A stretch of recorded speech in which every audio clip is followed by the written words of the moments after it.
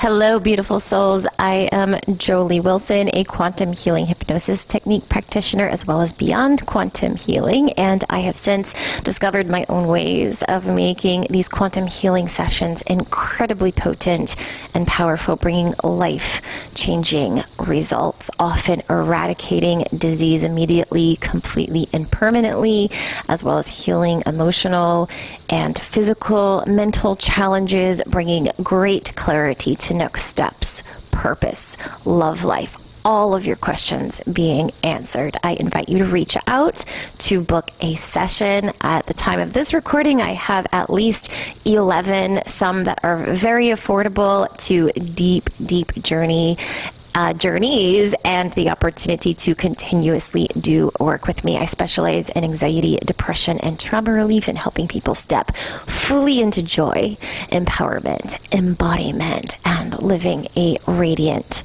fulfilled life. So in today's session, you get to listen to the Third Ascension Galactic Council. It's so exciting. This woman in Panama, who is in her 30s, had a lot of life things that she wanted to work out, a lot of questions, and she herself is also meant to channel. And the Third Ascension Galactic Council literally speaks to her currently being blocked for the reasons that she needs to learn self-love and complete some of her lessons. She's also a mother, and she's in a marriage, so she has a lot of things to work on and to move through. And then at a certain point in her future, these blocks are going to be removed so that she can be a direct channel of this consciousness, of this collective, and bring more information forth to the people. So I love sharing these sessions because it gives you an idea of just how powerful something can be for you. I do recommend listening to more than one. Don't get hung up on one person's session. Everybody is different. Every single session I have ever done for years now is completely individual and unique, and all are potent and powerful. Can't wait for you to listen to this. I can't wait to work with you, whether I have before or you are new to my community. And I'm just so excited that you are here, because you being here, tuning into this, means you are part of the collective. You are part of the consciousness raising. You are a light worker. You are meant to be doing this kind of work, bringing all of this beauty and light into humanity. Yes. Tell me about it. Take your time describing what you see. Huge trees, blue skies.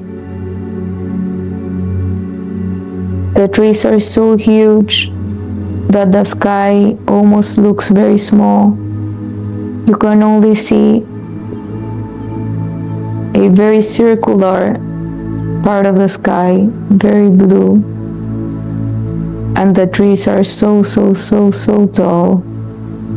You have beautiful creatures walking around. Tell me more about the beautiful creatures. Yeah, some are dragon-like, but they are very benevolent beings. Very orangey colors, very vibrant. Nothing you can see in this earth. Blues, but heightened states of blues. Corals, greens, yellows. Beautiful beings. But unfortunately, none that you can describe in earth. What we would say is they are more dragon-like. Butterfly-like even, but very different than what you're able to tap into in this earth. Amazing. And what are these benevolent creatures doing? Just having fun, experiencing the joys of life, understanding that everything is oneness, understanding that everything is expansion, that there is such thing as just having fun, of just experiencing the joys of life without any worries, fears, or things bothering you. Just experiencing life for what life is: bliss, joy, expansion, and well-being. This is what they are experiencing at this moment. How do you feel being in this scene, witnessing these beings that are able to do that? Just pure bliss. I feel very loved here. I love being here. I feel very expanded here. I feel very connected, and I feel my energy expanding while I'm here, like I'm being charged. Are you able to see yourself in this scene if you look down at your body? I don't think I have a body here. Ah, maybe you're visiting in spirit form?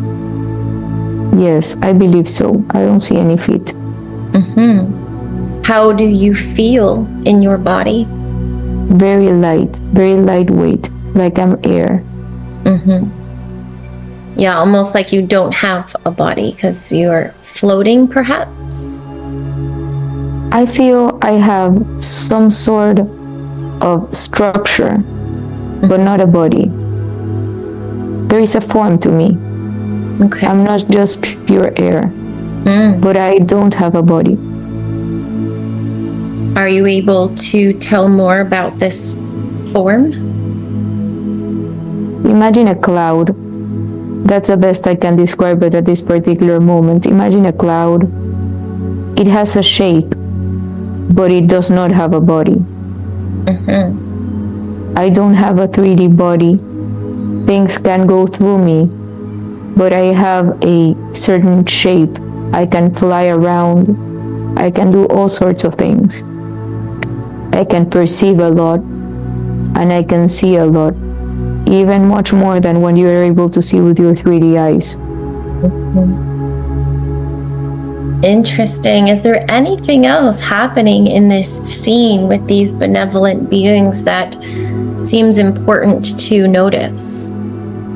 Yes, just that there is such thing as being okay. There is such thing as having no worries, having no fears, having no discomfort. Bliss exists for its purity and what it provides to you in every particular moment. This does not mean that you will never want to experience anything else, but it does mean that you can have bliss for the sake of bliss and joy for the sake of joy. Fear does not have to exist in order for you to have bliss. Bliss is just is.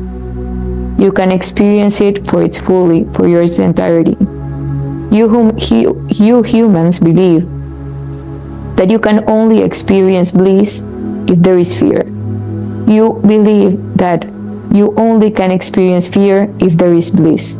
You don't think there is such thing as just bliss without the worry of fear coming around to get you. If you bliss for what it is, the worry that fear will come and you will not have it anymore, that it's going to be taken away from you. Thank you. How can Isa apply this to her life? She's constantly worried that something bad is going to happen in her life. So she has never been able to experience the good emotions for the purity of what they are. She is constantly worrying that this pure emotion will soon go away, that soon someone will take it from her. So while she has the capability of experiencing emotions like joy and bliss and expansion, she is not able to experience them in their entirety, for she's always worried that something will come and grab it from her.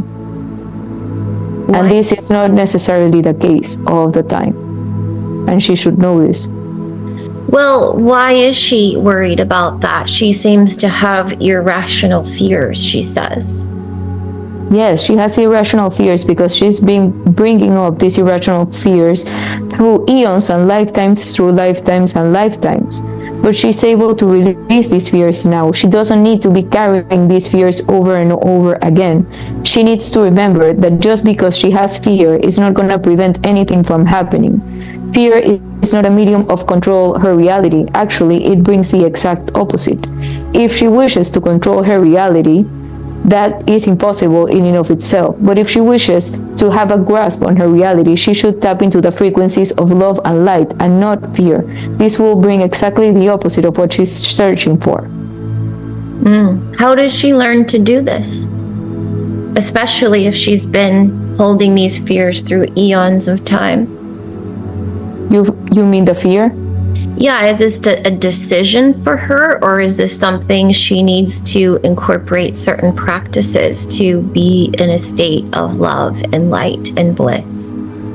She definitely should continue to practice being in these states of mind, but she also needs to release the fears that she's been carrying for so long, to understand that she is now safe, that those fears are not supposed to be haunting her anymore. Those lifetimes are lifetimes. She learned the lessons associated with those lifetimes. And in this regard, there is no need for her to be carrying these fears to this lifetime and lifetimes to come. Can you help her with that now? To release? Yes, we definitely can. Now, does this help her anxiety as well? She would like her anxiety to be completely relinquished immediately, permanently, and completely. The anxiety portion of her life is a little bit different of the fears that she's been carrying.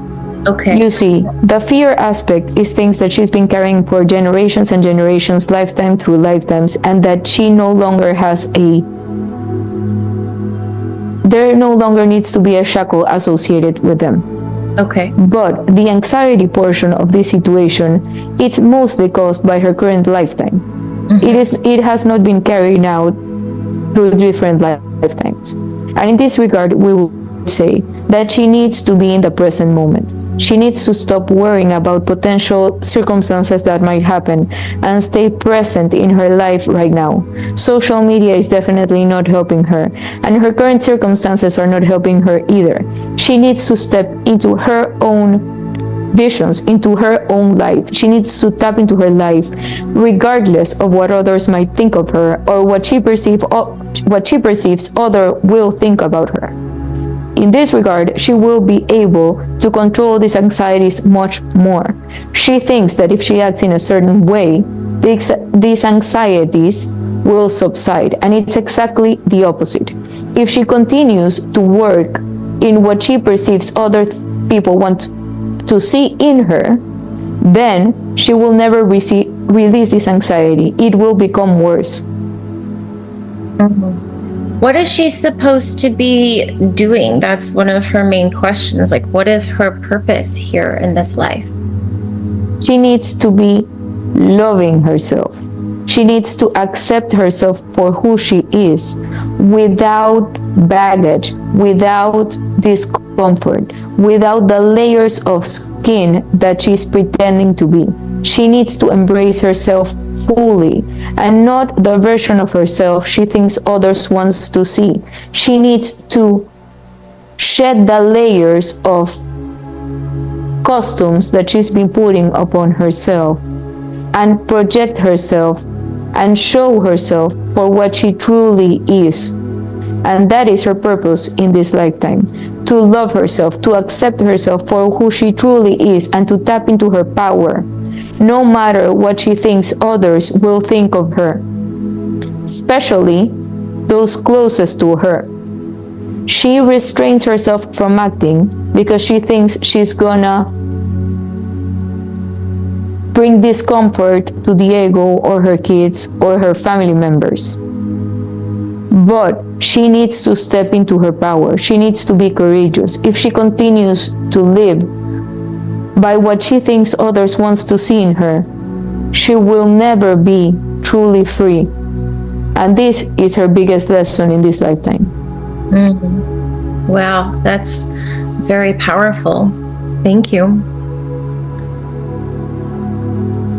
So that would be also in line with what she came here to learn, of course. However, she's been feeling this itch, like there's something bigger she's meant to do, possibly something in this channeling, psychic, spiritual world. What is that about, and why has she been feeling blocked? she has been feeling blocked because we have blocked her.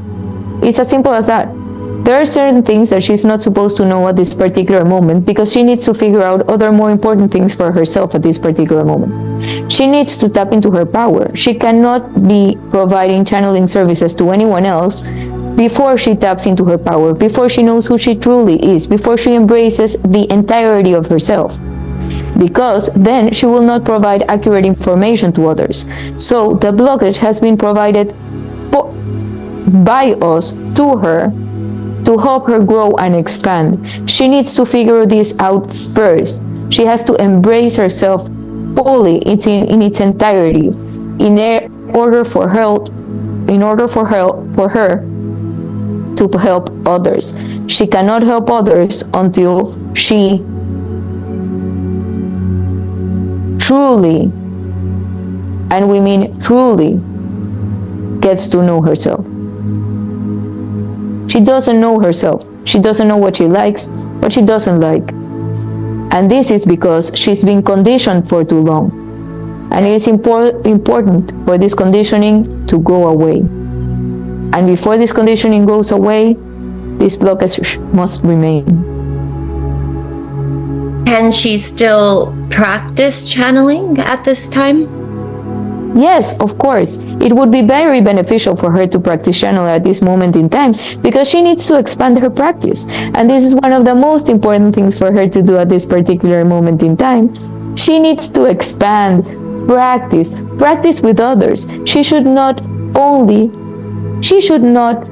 provide services to others. She should not charge for these services still, but she needs to practice it. And this will further expand her and put her in altered states of being, if you will. So if not for the message, for the actual practice of channeling, this brings light into the world, and this brings light into herself, and she's able to tap into different dimensions and realities.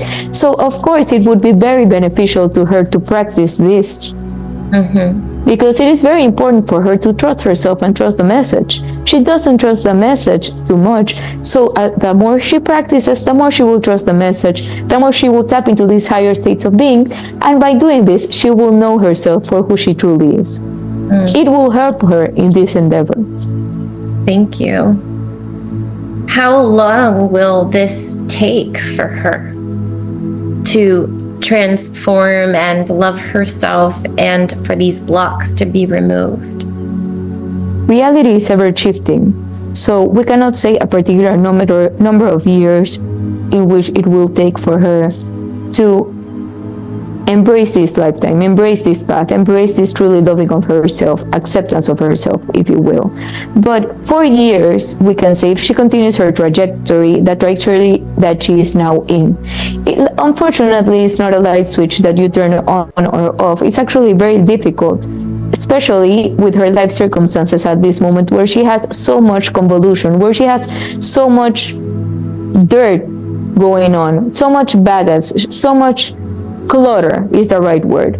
So we believe 4 years if she continues on this path, but she needs to be compassionate with herself. She must not put pressure on herself.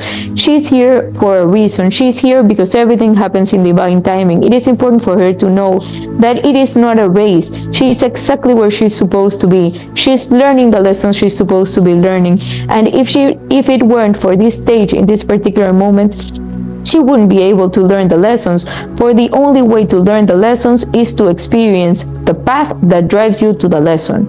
Right now, she's in the path, and in the path, she must remain until she figures it out. But it's not a race. She must feel everything she needs to feel, and she must walk the path exactly as she's walking the path in order to figure out what the lesson is. Remember, the most important part of the lesson is not the lesson per se, it's the path that takes you to the lesson. In the path is the learning, not in the achievement of the lesson per se. Right, absolutely. Well, one thing that she's super concerned about is that she isn't making an income at this time, and that she's supported by Diego, and that gives her a great uncertainty of just being able to support herself. So what should she do if she's not meant to channel for people as a service? What could she be doing soon and within these years to do something of joy, something that's helping people, and something that can support her financially. Yes, we do believe it will be very beneficial to her to work with kids. She loves kids. They lift her up. It is in her nature. They grow her up. She loves kids. So something that would be around kids to help them grow, to help them expand. We know that she's been thinking about doing a spiritual school for kids. We also understand that in the particular moment that she is in her life, in the country where she lives, where everything is so closed up, this will not be well received at this particular moment in time. But we do believe this would be a great beneficial thing for her to do in due time. And in the meantime, she needs to prepare herself. She needs to learn about everything there is she can learn about, to practice the channeling aspect, and to ask herself, ask her guide, higher guidance, ask, and she shall receive what steps concretely in the day-to-day she can take in order for her to make this a reality. What we do believe at this particular moment in time, it will be counterproductive, for the frequency of her country is not there yet. Right. Is she meant to move away from Panama at some point? It would be greatly beneficial for her to move from Panama at this particular moment, but we understand that it's not possible for her due to her circumstances. The density of that planet,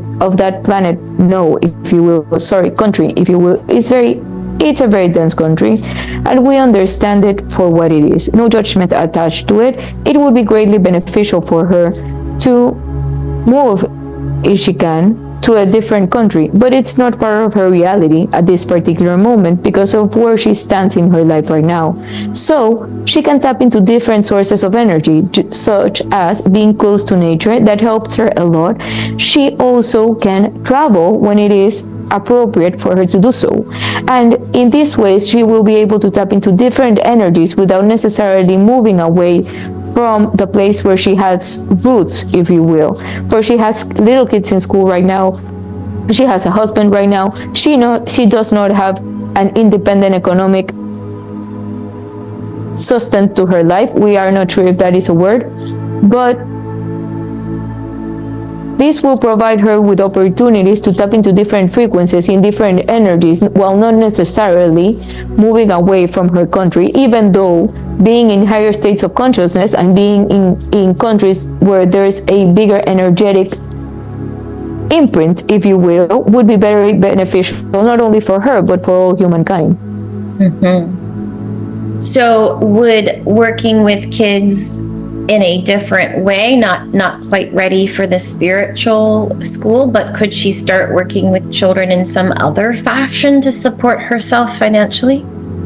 I think that would be awesome. We do believe it would be amazing if she could do that, but she must take everything step by step. Remember, the most important part for her to love herself, and she needs to understand that she is safe.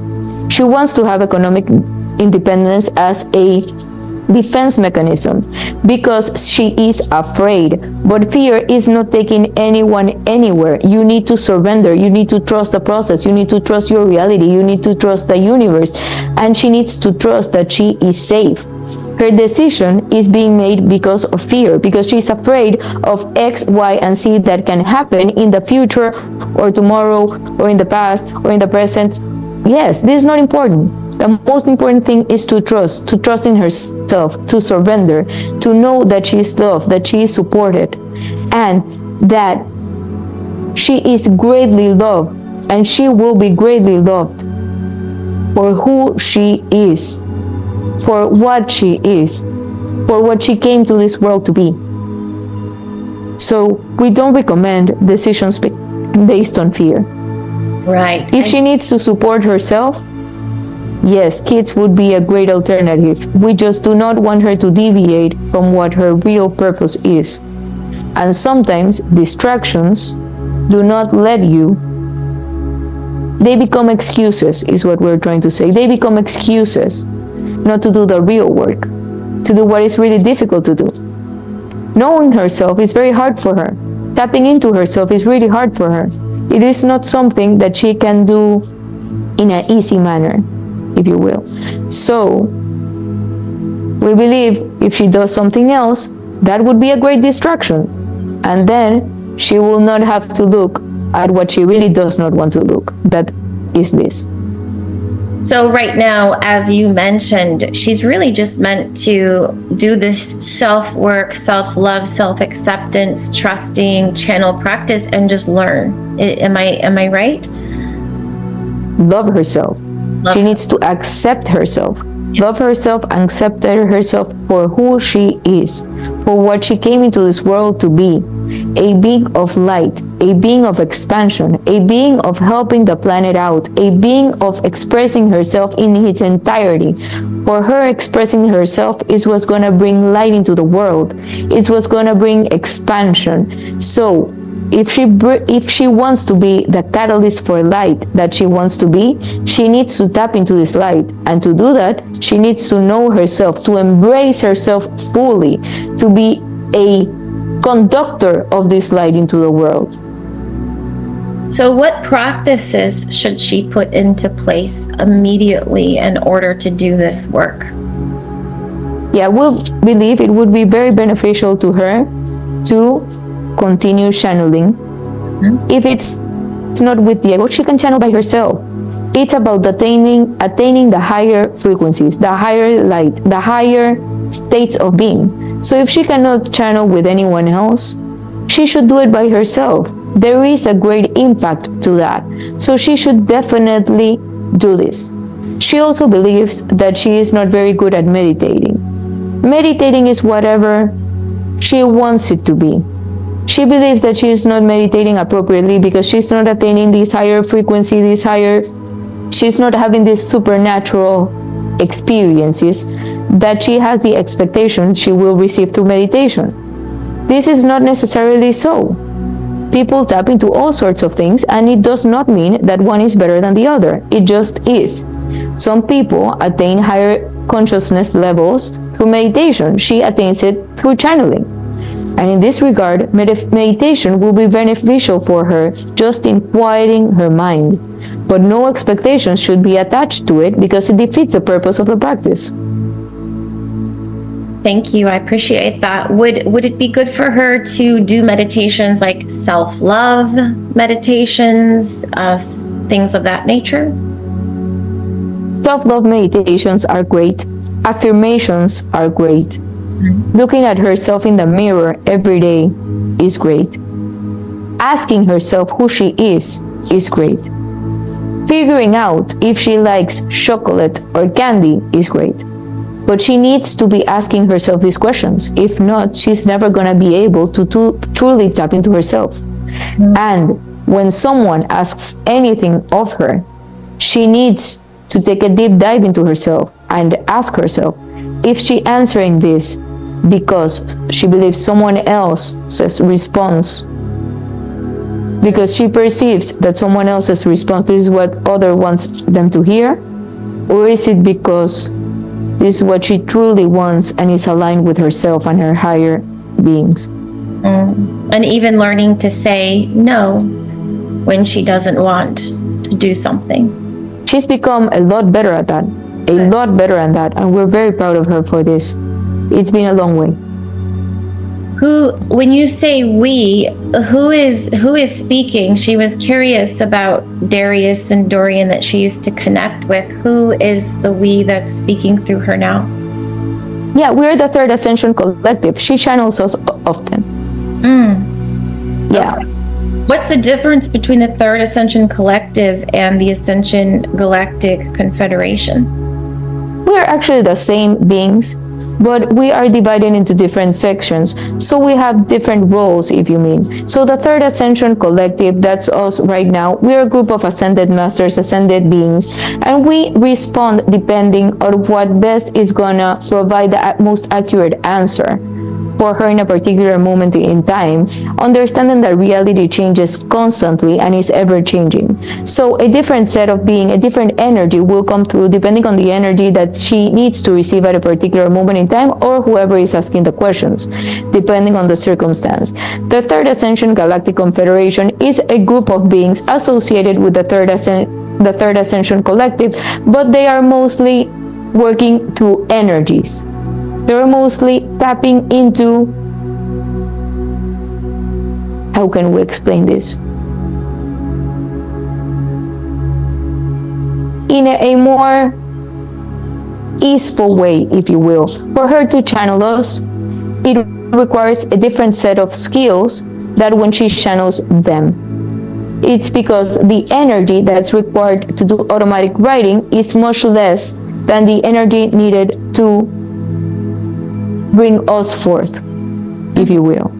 So the responses are different, the energetics of what she brings forth is different, the questions that she is able to ask is different, and the answers that she is able to receive are different. It's just a different energy associated with each of these responses. We understand this might be confusing. Well, I think it makes a lot of sense, at least to me. I appreciate that. So for her, in connecting and asking these questions, is it important for her to know who she's connecting with at that time, or can she just ask the question and allow any being or collective to answer it, trusting that the highest will come through for her? Yeah, we're all beings of the most extreme light. We are beings of the highest life available in the universe. So no one can tap into us if it's not for the highest good of humanity, of the highest good of the cosmos, of the highest good of source energy. So there will be no worries, and there should be no worries that she will tap into anything lower than that. She is protected. She is not only protected by us, but she is protected by the entire universe, as you all are. Thank you. She was worried, like, I don't know if that she was worried, but that was one of her questions, is that are there any risks for her in channeling? There are not. There are no risks associated with her in the channeling. When she started channeling, that she began channeling Darius, it was a different circumstance. She could only match the vibration of Darius, and Darius came forth for her. Darius is not the highest level being available to her, but this was a crucial moment in her lifetime. This set forth a lot of things in motion because she trusted herself enough to release that guide. And that had huge ripple effects in her life. That changed the trajectory of her life right there and then, because she trusted herself enough to say, this is not for me, I'm gonna release him. Even though he was not a bad guy, for there is not good and bad in the universe, everything just is, he was not the highest available for her. And even though she feared that she was gonna lose this gift forever, she trusted in herself, and she told the universe that she trusted herself, and that the universe could trust her back. So this was a huge catalyst for her life right now. Amazing. And then there was Dorian as well. Is that a different being? Yes, Dorian is the part of the 8th Pleiadian collective. She has Pleiadian essence in her being, and this is why Dorian was able to connect to her, because you need similar frequencies and similar energies for a different guide to be able to reach you. And in this regard, since she could attune to the energy of the Pleiadians were able to reach her, and they were able to open her channel further, as if there was a big radio wave, a big connectivity, and they were able to provide her opening to channel in a much more expansive way. But once the 8th Pleiadian collective served their purpose and raised her vibrations with the help of her, of course, and by her practice, then we were able to tap into her. But we would have never been able to tap into her if it weren't for Dorian first. They needed to expand the channel for her, and Dorian is just a pseudonym for the 8th Pleiadian collective. So is there anything that they want her to know at this time? Darius and Dorian? Hi, Isa. We are here today. We are very pleased with the work that you're doing. Thank you so much for calling upon us. We're very proud of you. You're doing an excellent job, and we want you to know that we're not resentful in any way for you not channeling us. You just graduated our level. Imagine as we were your second grade teacher, and now you move to your third grade teacher. So sometimes you're gonna see us, but you're not gonna need us anymore. And this is why we're not coming for you this much anymore. But we're really proud of you. We're really proud of the work you're doing, and we're so eager to continue watching you on your path. We love you. Thank you both. Appreciate you in that. And Darius and Dorian, have you ever incarnated on Earth before? Well, since we are a collective, we are speaking Dorian now, the Pleiadian collective, some of us have reincarnated, but some of us haven't reincarnated on Earth. Some of us were the original starseeds that came reincarnated to the Earth to help seed the planet at the beginning of what you call the Earth's times. So some of us have reincarnated, some of us haven't, but we're a group of beings, we're a collective, so there is a lot of dynamism. We're not sure if this is a word, a lot of dynamism between us. Some have, some haven't, and between us we've had a lot of experiences, and this is why we're able to bring so much fluidity of information, if this makes sense. Yes, for sure. Thank you so much. So it's good for Isa to channel alone, which is understood. Now, Diego has gotten a little jealous from time to time if she channels with others. Is there something she needs to know about that if she chooses to practice with other people? Once again, the lesson continues to show itself forth. She needs to trust herself. What her intuition tells her, she should follow that calling. She should not be afraid of what others will think of her. If she feels the call to channel with anyone else, then she should definitely pursue that call. She should not be worried that Diego is going to get jealous. He has his own path that he needs to take. His path must not be interfered with, but your path, Isa's path, should not be interfered with either. So she needs to trust her intuition regardless of the marital status that she now holds. And this is very important for her, to tap into her power regardless of her marital status at this particular moment. Why does she keep seeing 1111 so often? What does that mean for her? 1111 was the first contact we made with her. Actually, this propelled her to call a psychic and to be able to start channeling us. So it was always written in the stars that she was gonna see these symbols, because we knew that these symbols were gonna grab her attention. So we were everywhere. The symbols were everywhere. She could not look at them for her own sake. And then she called upon the psychic, and this also was a huge catalyst for the future life that she was going to bring forth. As a human being, you have many different realities in which you can tap to. You can tap into different dimensions, but you can also tap into different realities, into parallel realities in a particular moment in time, in one particular lifetime. So when she chose to call upon the psychic, Jenna, this changed the trajectory of her life once again, because she was able to open to channel because of this. And if she would have never trusted her intuition, if she would have just put the symbols aside, this world would have never opened to her. She would have literally not known about the spiritual world more than an abstract, if you will, but it would have not become a reality for her. Interesting. Like a movie, it's an abstract. It's not real. Right. Yeah, that our lives are not real, right? It's like almost like a hologram, is that right? Definitely. You live in a hologram, and we love when people say that you live in a simulation because it's exactly it. It's just a simulation. But there's so much attachment to the simulation because of what emotions can bring forth in this lifetime.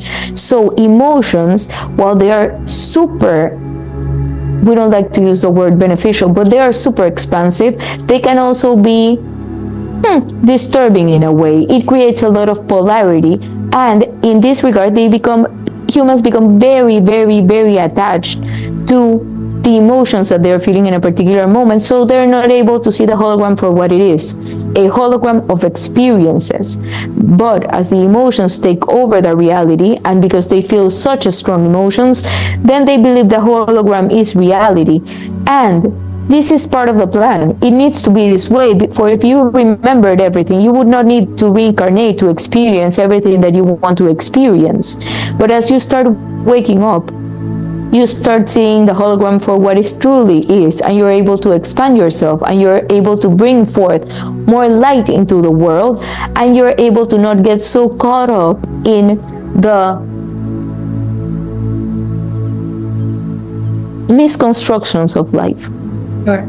And as humans, just having this awareness that it is a simulation, can we just decide, oh, I'm just going to make all of my emotions more positive? Is that just a decision that we can make?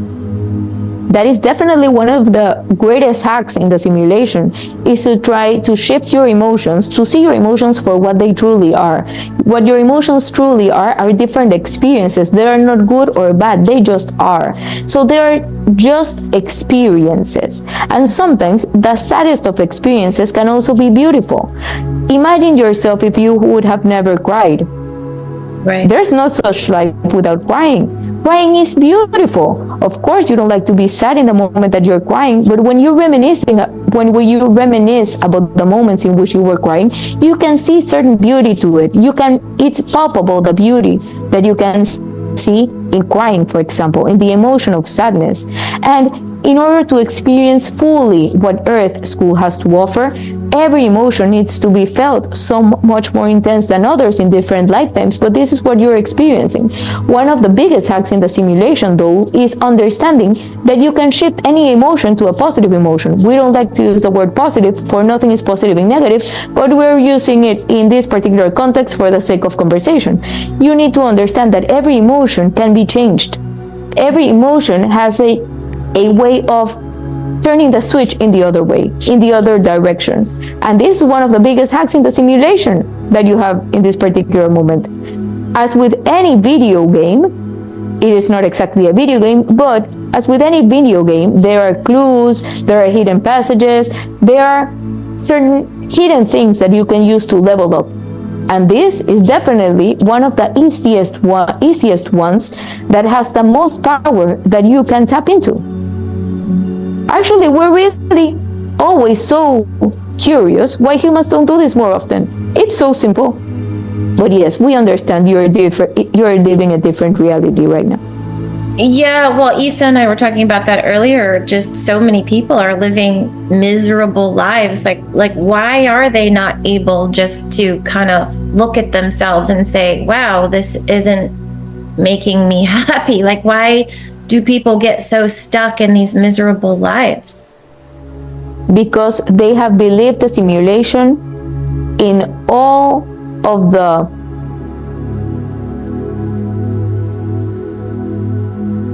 we don't want to use the word negative, but for the sake of conversation, we're going to use it.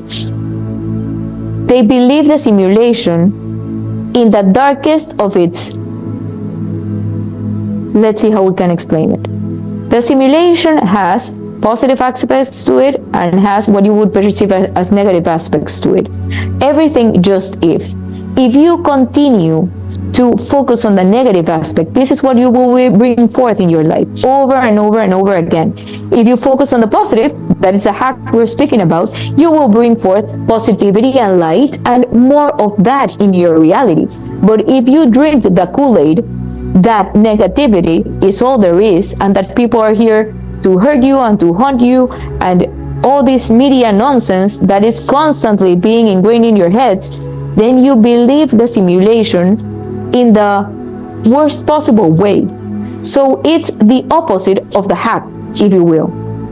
You can either choose positive or you can choose negative, but the emotions associated with both of them will bring forth more of what it is that you believe. So if you believe the simulation is all negative and brings darkness, this is what you will bring into your reality. So this is why it's so important, the shift in perspective, the shift in mindset. To turn the switch on. If you see dark, turn the switch on. Just change your experiences to a positive one if it's only in the mindset in the early stages. And you will see how your life changes in the positive. No doubt about this. Yes, absolutely. Thank you. So why for that 2 or few weeks or so did Isa, why was she so repelled by meat with the opening to channel? Could you repeat the question, please? Yes. So when she was opening to channel, she said that she became a vegetarian for a few weeks and that she was completely repelled by all sources of meat. Why was that? Who made that happen? Yeah, we made that happen because when you're trying to connect, it's like a radio frequency. Humans need to be in their lighter states for us to be able to reach them.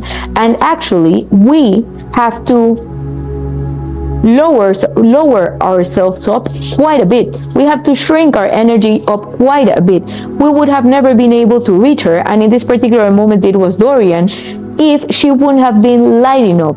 And it is a reality that animal meat creates certain density in energies. This does not mean that she needed to be a vegetarian for all of her life, but for the initial contact, it was very important for her to be in a lighter state for us to be able to reach her, not in a physical form, but in an energetic form. Thank you. How is her diet now? Is there anything that she should consider changing?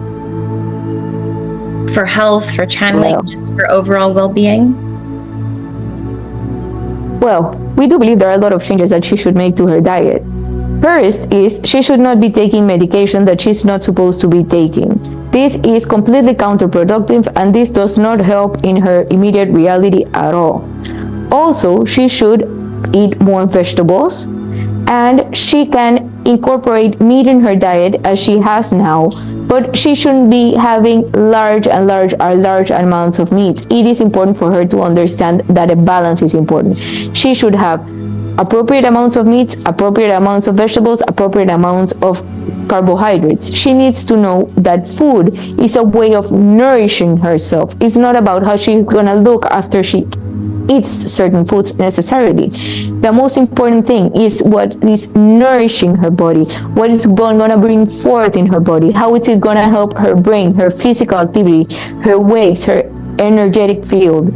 Food is the medicine that everyone should be eating, and we should not demonize any types of foods. All foods are important and have their rightful place. Sugars, on the other hand, don't need to be demonized, but there needs to be a balance in the consumption of sugar. You cannot be eating 40 cakes a day, but it's also not a good idea to demonize any types of foods, but everything needs to be balanced. Remember, the universe is all about balance. It's all about harmony. It's all about oneness. And this applies also to food. So, overconsumption of food is never good. And fasting for her is really beneficial. Fasting in what way? Like intermittent fasting, or what is the most beneficial for her? Yes, she stops eating after lunch and she doesn't eat until the next morning. And this is actually very beneficial for her because her system is able to reboot. And we would also advise her to stop eating so much chips. Chips, okay. And is she clear on the medications that she shouldn't be taking? Like, does she? Yes, she's clear. She's clear. She has left it now. Okay, good. Anything else she should know about diet? Is she drinking enough water? Anything else in that realm of what's nourishing her physically? Water is a very important subject that we wish to talk with her about right now. Okay. As the Akashic record reader said, she's very attuned to the frequency of water. Water is very important to her. She needs to nourish herself with water daily in large doses, even much more doses than what a typical human needs in their moment, because she's so attuned to the frequency of water. She was the protector of water in one lifetime. She has been able to tap into the waters in different lifetimes. She heals with the water. This is something that is ingrained in her being. She needs to be close to water. The most closer to water she is, the better to help her expand her energy. She needs to attune herself to the frequency of waters often, and therefore she needs to drink filtered water a lot in her daily life. Water heals her. When she feels nauseated, when she feels headaches, when she feels anxious, when she feels depressed, it's not only the physical aspects that can be healed with water, but also the emotional ones. She was asking what she could do to release her anxieties, to release her fatigue. Drink lots and lots of water. Water heals you. Water is your greatest medicine. Everything can be healed by you with water. Very good, thank you. Anything else as far as diet and consumption and nourishing her body? She wants to ask about exercise. Okay. We believe exercise is very good for her. We believe she should be exercising for the right reasons and not to get a six-pack. We believe humans are so concerned with their physical bodies that they don't see the bigger picture. Movement is important. Driving your body to fatigue is not what's important. Walking in nature is important. Movement is important. Different types of dancing is important. Different movements aligned to your higher beings are important. Moving your body towards fatigue is not what's going to bring you the best expansion, even though it will bring you the six-pack, if you will. So is she clear for herself on what movement is best for her? And how? Yes. She believes she should do HIIT because it brings the best results in her body. But she needs to tap into what will bring the best results for her spirit, not her body only. So what would bring the best results for her spirit? Walking in nature, movement, dancing, things that will expand her soul, expand her being, that will bring laughter, that will bring joy, that she will enjoy, that will bring forth the highest frequencies available in the universe for her. Movement is light, movement is energy, movement is the highest vibrations available in the world, but not the movement that will bring you towards fatigue and towards resentment to your body. Your body is a temple, treated as such, and what brings forth the most light is dancing, is moving, is experiencing yourself creatively, is walking in nature, is tapping yourself, is letting your body tap into the highest frequencies available in the universe, and not just about your physical appearance. Of course, you want to be healthy, and you want to be doing enough movement to get your body actually doing something, but not to the point where you experience muscle fatigue and lower vibrational states of being. Right. Got it. Exhaustion, fatigue, those are not the energies you want to be tapping into. Right. It makes so much sense. Thank you. So moving on to things like plant medicines, is ayahuasca calling her at this moment in time? What we will say about ayahuasca is she wants ayahuasca to be calling her. And we actually believe it would be very beneficial for her to do ayahuasca at this particular moment in time. But we don't necessarily believe ayahuasca is calling her. We believe she is calling ayahuasca extensively. Yes, that sounds appropriate. I love that. Are there any other plant energies that would be good for her to work with? I know a psychic mentioned San Pedro, and of course there's other things. Are there other plants she could consider working with? We believe she should start with ayahuasca, for we believe it would be more attuned with her energy, and it would be not such a shocking experience for her the first time. She has no prior experience with psychedelics or mind-altering substances, if you will. So we believe ayahuasca will be a smoother ride, even though it's not smooth at all, right? Mm-hmm. Right. Yeah. We believe it would be best for her to start with ayahuasca. So, because if she starts with something like St. Pedro, her experience would be much harsher than it would be with ayahuasca. And she has no prior experience with these psychedelics. And she has also been very adamant in stating to us over and over again that she does not want to have a high. She has told us over and over again that if she's gonna have ayahuasca, it's because she wants the spiritual experience. And if she's not having the spiritual experience, then she prefers not doing it at all. So she does not want to do experimental things such as psilocybin if she is not absolutely sure that she will attain these higher states of being by taking it. So we do believe if she's gonna take something, she does not need to, but if she's gonna take something, it should be ayahuasca in the first time. Okay, thank you. Would Sarah's retreat coming up in Costa Rica be a good fit for her? We do believe it would be a great fit, actually. We just want to point out that this is not something that she needs to do or that she's been called upon to do it. She wants to do it, and we believe it will be very beneficial for her, but we don't believe she necessarily needs it. If she wants to do it, Sarah's retreat would be a good fit for her. We do believe she will feel very comfortable there. Great. Thank you. Now, there's a medicine man that has been mentioned by a psychic that she's supposed to find. Is this true? And where would she find him? The medicine man exists, but the medicine man exists through different lifetimes that she has had in different lifetimes, different realities, different dimensions. They have worked together in many different lifetimes and life forms, if you will. Remember that we are all experiencing different realities at one particular moment in time. So different decisions brings us forth to different realities. So it's not necessarily certain that she will be able to tap into the medicine man in her lifetime, for she can choose different things at different moments in time. And some of them will bring her to him, and some of them won't, and it is perfectly fine, either of them.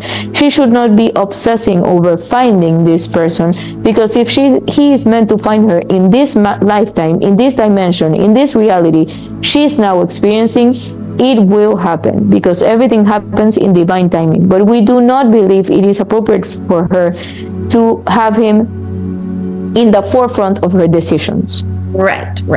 That was, I think, what I was feeling also, but couldn't quite put into such great words. Thank you. Yeah, she should not base her decisions on him. Right, of course. So he exists in past lives, may or may not be part of this one. Yes. Right. Okay, great. Thank you so much.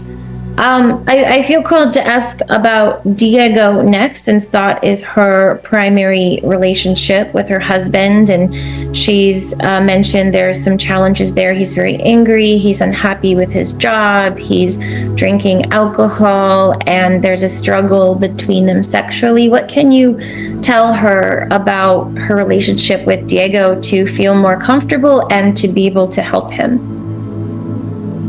Yes, this is a very sensitive subject to her, because she doesn't want to accept the reality of she's never by herself, and she will always be supported. She should not be scared of making the hard decisions. And by making the hard decisions, we do not mean by getting a divorce from him, but we do mean she needs to step into her power. She needs to be able to speak up when she feels she needs to speak up.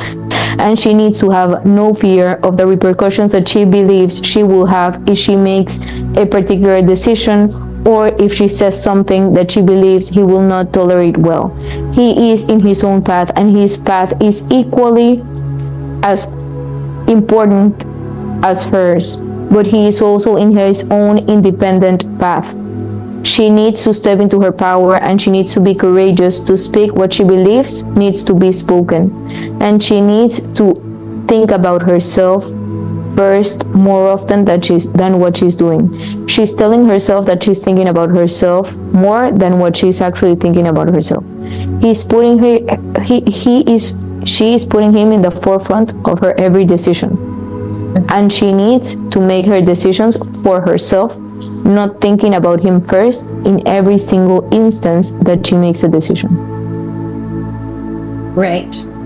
Are they soulmates? They are soulmates, and they have been working together for many different lifetimes, even eons.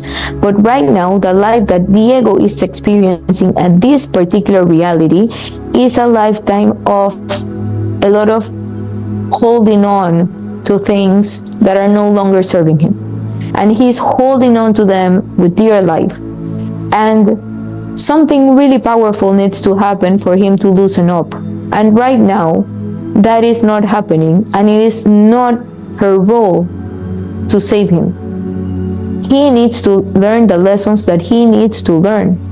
It is up to him to fulfill his life's purpose, to fulfill his life's lessons, to learn the lessons that he needs to learn. She does not need, and it's not her role to interfere. And what we said in Sarah's workshop is real.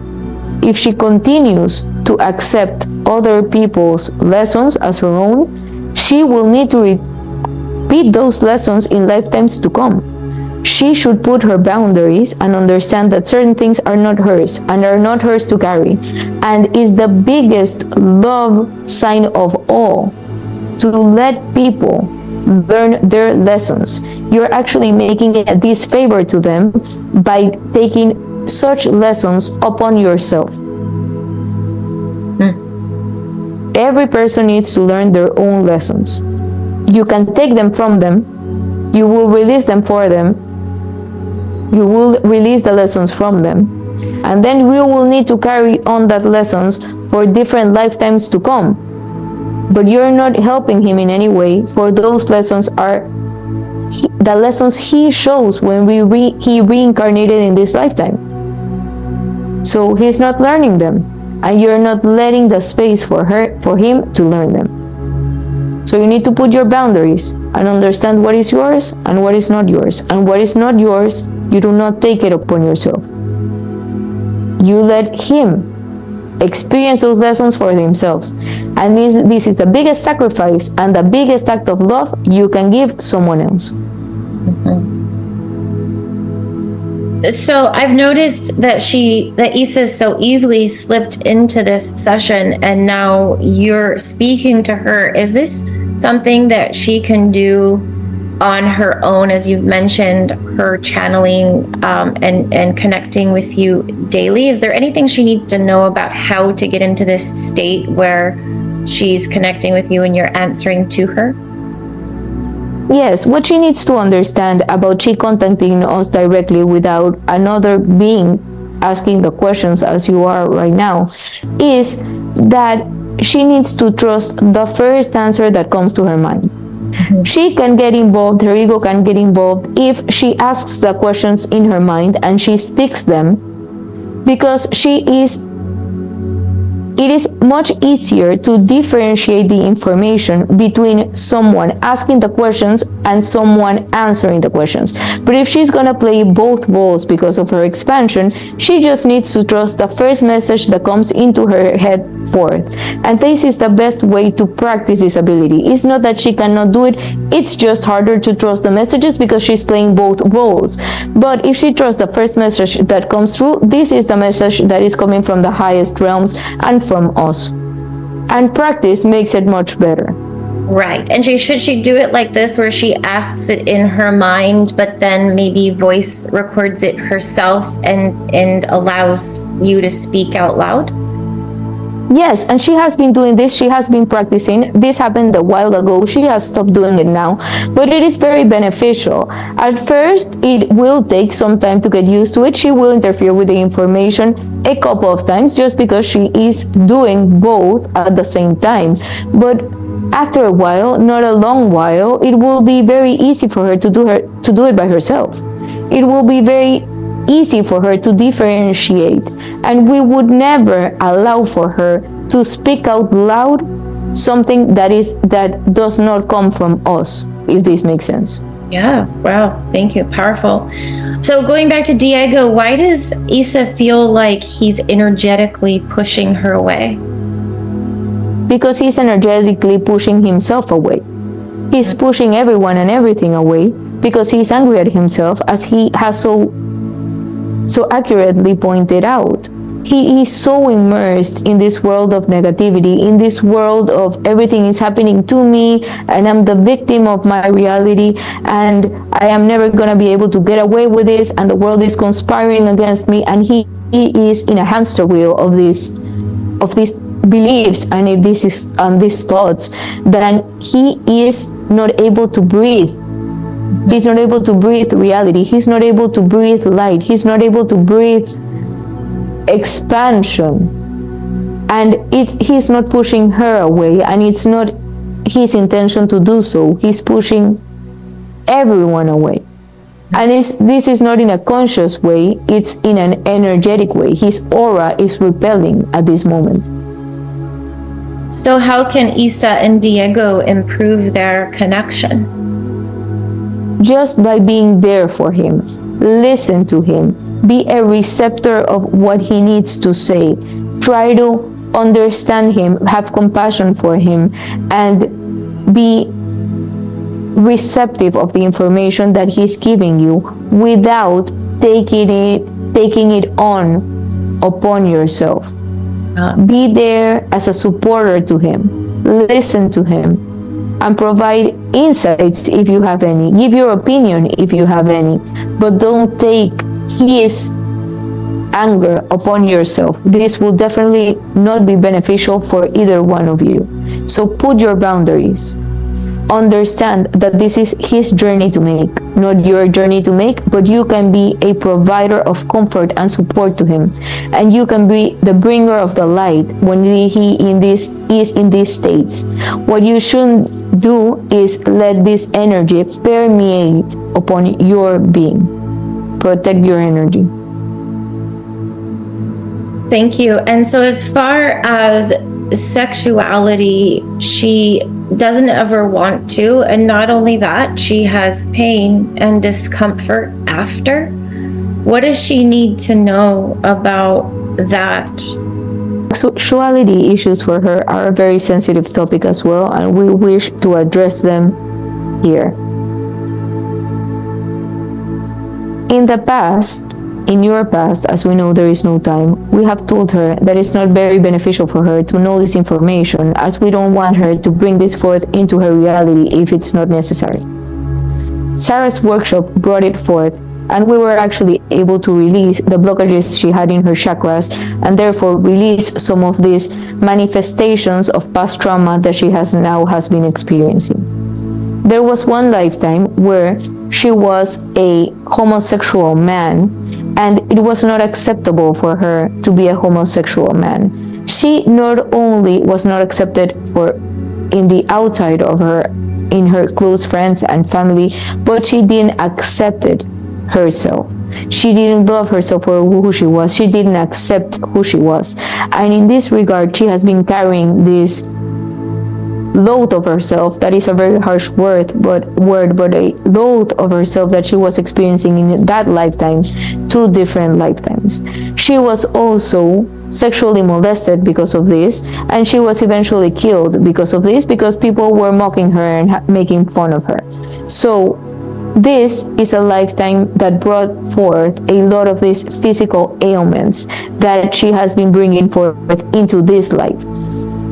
So there are 2 things playing in this particular lifetime: the physical aspect of the diseases or of what happened to her physically, that ultimately her life ended because a group of beings stabbed her in her genital area. But she also loathed herself in that lifetime. She thought she deserved it. She thought she deserved to be killed in that horrible way. and she deserved to have these horrible experiences because she thought she didn't accept it herself. She thought what she was wrong. And this is why she has not been able to fully accept herself in the lifetimes that have come after that lifetime. She also has experienced a lifetime, and she has recurrent nightmares about this lifetime, where a perpetrator enters her space at night and rapes her very violently, and she also loses her life in this particular moment. So, this sexual tension has been carried on by her for a lot of different lifetimes, and this loath of herself has also been carried out by her in a couple of different lifetimes, in a lot of different lifetimes, we would say. It's very hard for her to tap into these experiences. Very hard for her. She's tried to block them, and she's tried to repress them as more as she has been able to. But she knows, because of her physical conditions, that they are true and that this is so. She also had a different lifetime where she was human trafficked. So, as you see, the sexual theme has been a recurrent theme in her lifetimes, and it's because she has not been able to release them. And we're happy to announce that this is the lifetime for her to release them. But in order to do so, she needs to feel comfortable with whom she is having these experiences with. She needs to be in a positive mindset. She needs to be able to want to have the experience, because she has been forced in so many different lifetimes that in this lifetime she needs to step into her power. This is a recurrent theme in her life. She needs to step into her power, say no if she doesn't want to, if she doesn't feel comfortable, and it does not matter if she's gonna upset the other person or if she's gonna disappoint the other person. She needs to step into her power and just bring forth her sexuality when she wants to, not because she feels that others will be disappointed if she does not want to. And this is one of her bigger lessons in this lifetime as well. She has been carrying a lot of sexual tension with her, so she needs to feel comfortable, she needs to feel safe, she needs to feel loved, and she needs to be in a positive state for her to experience the beauty of it and not the horrors of it, as she has so experienced up until right now. And so is there anything she should do, like tools or practices to help her? Yes, she should masturbate often, because masturbation releases energy. It releases sexual tension, and it can be in her own terms, in her own way, in the way that she chooses to, in the way in which she can explore her feminine side, in which she can explore her points of pleasure, where she can understand that it's not about the pleasure of someone else, it's about her own pleasure as well. And she needs to understand what she likes, and she needs to, again, get to know herself in order to be able to have these experiences in the most expansive way possible. Sexual energy is very powerful, and it can be very powerful in both dualities of what the energy can provide. So it can be very, very uplifting, but it can also create a lot of shame and create a lot of resentment, shame, embarrassment. You want to tap into the lighter frequencies of the sexuality and not on the denser frequencies of the sexuality. And see, this is a recurring topic. When we're talking about the hacks of the simulation, it is the same thing. It's a recurring topic. You want to tap into the lighter versions of the duality and not in the denser versions of the duality. And you need to be tapping into this often. And when she feels comfortable with herself, she knows what she likes, and she knows how to appropriately verbalize what she needs and what she wants, and she doesn't feel shame for this, then she will be able to tap into a whole different realm of what the sexual energy can provide for her. There's too much dense attachment here. Yeah. Diego's repelling aura is not helping either.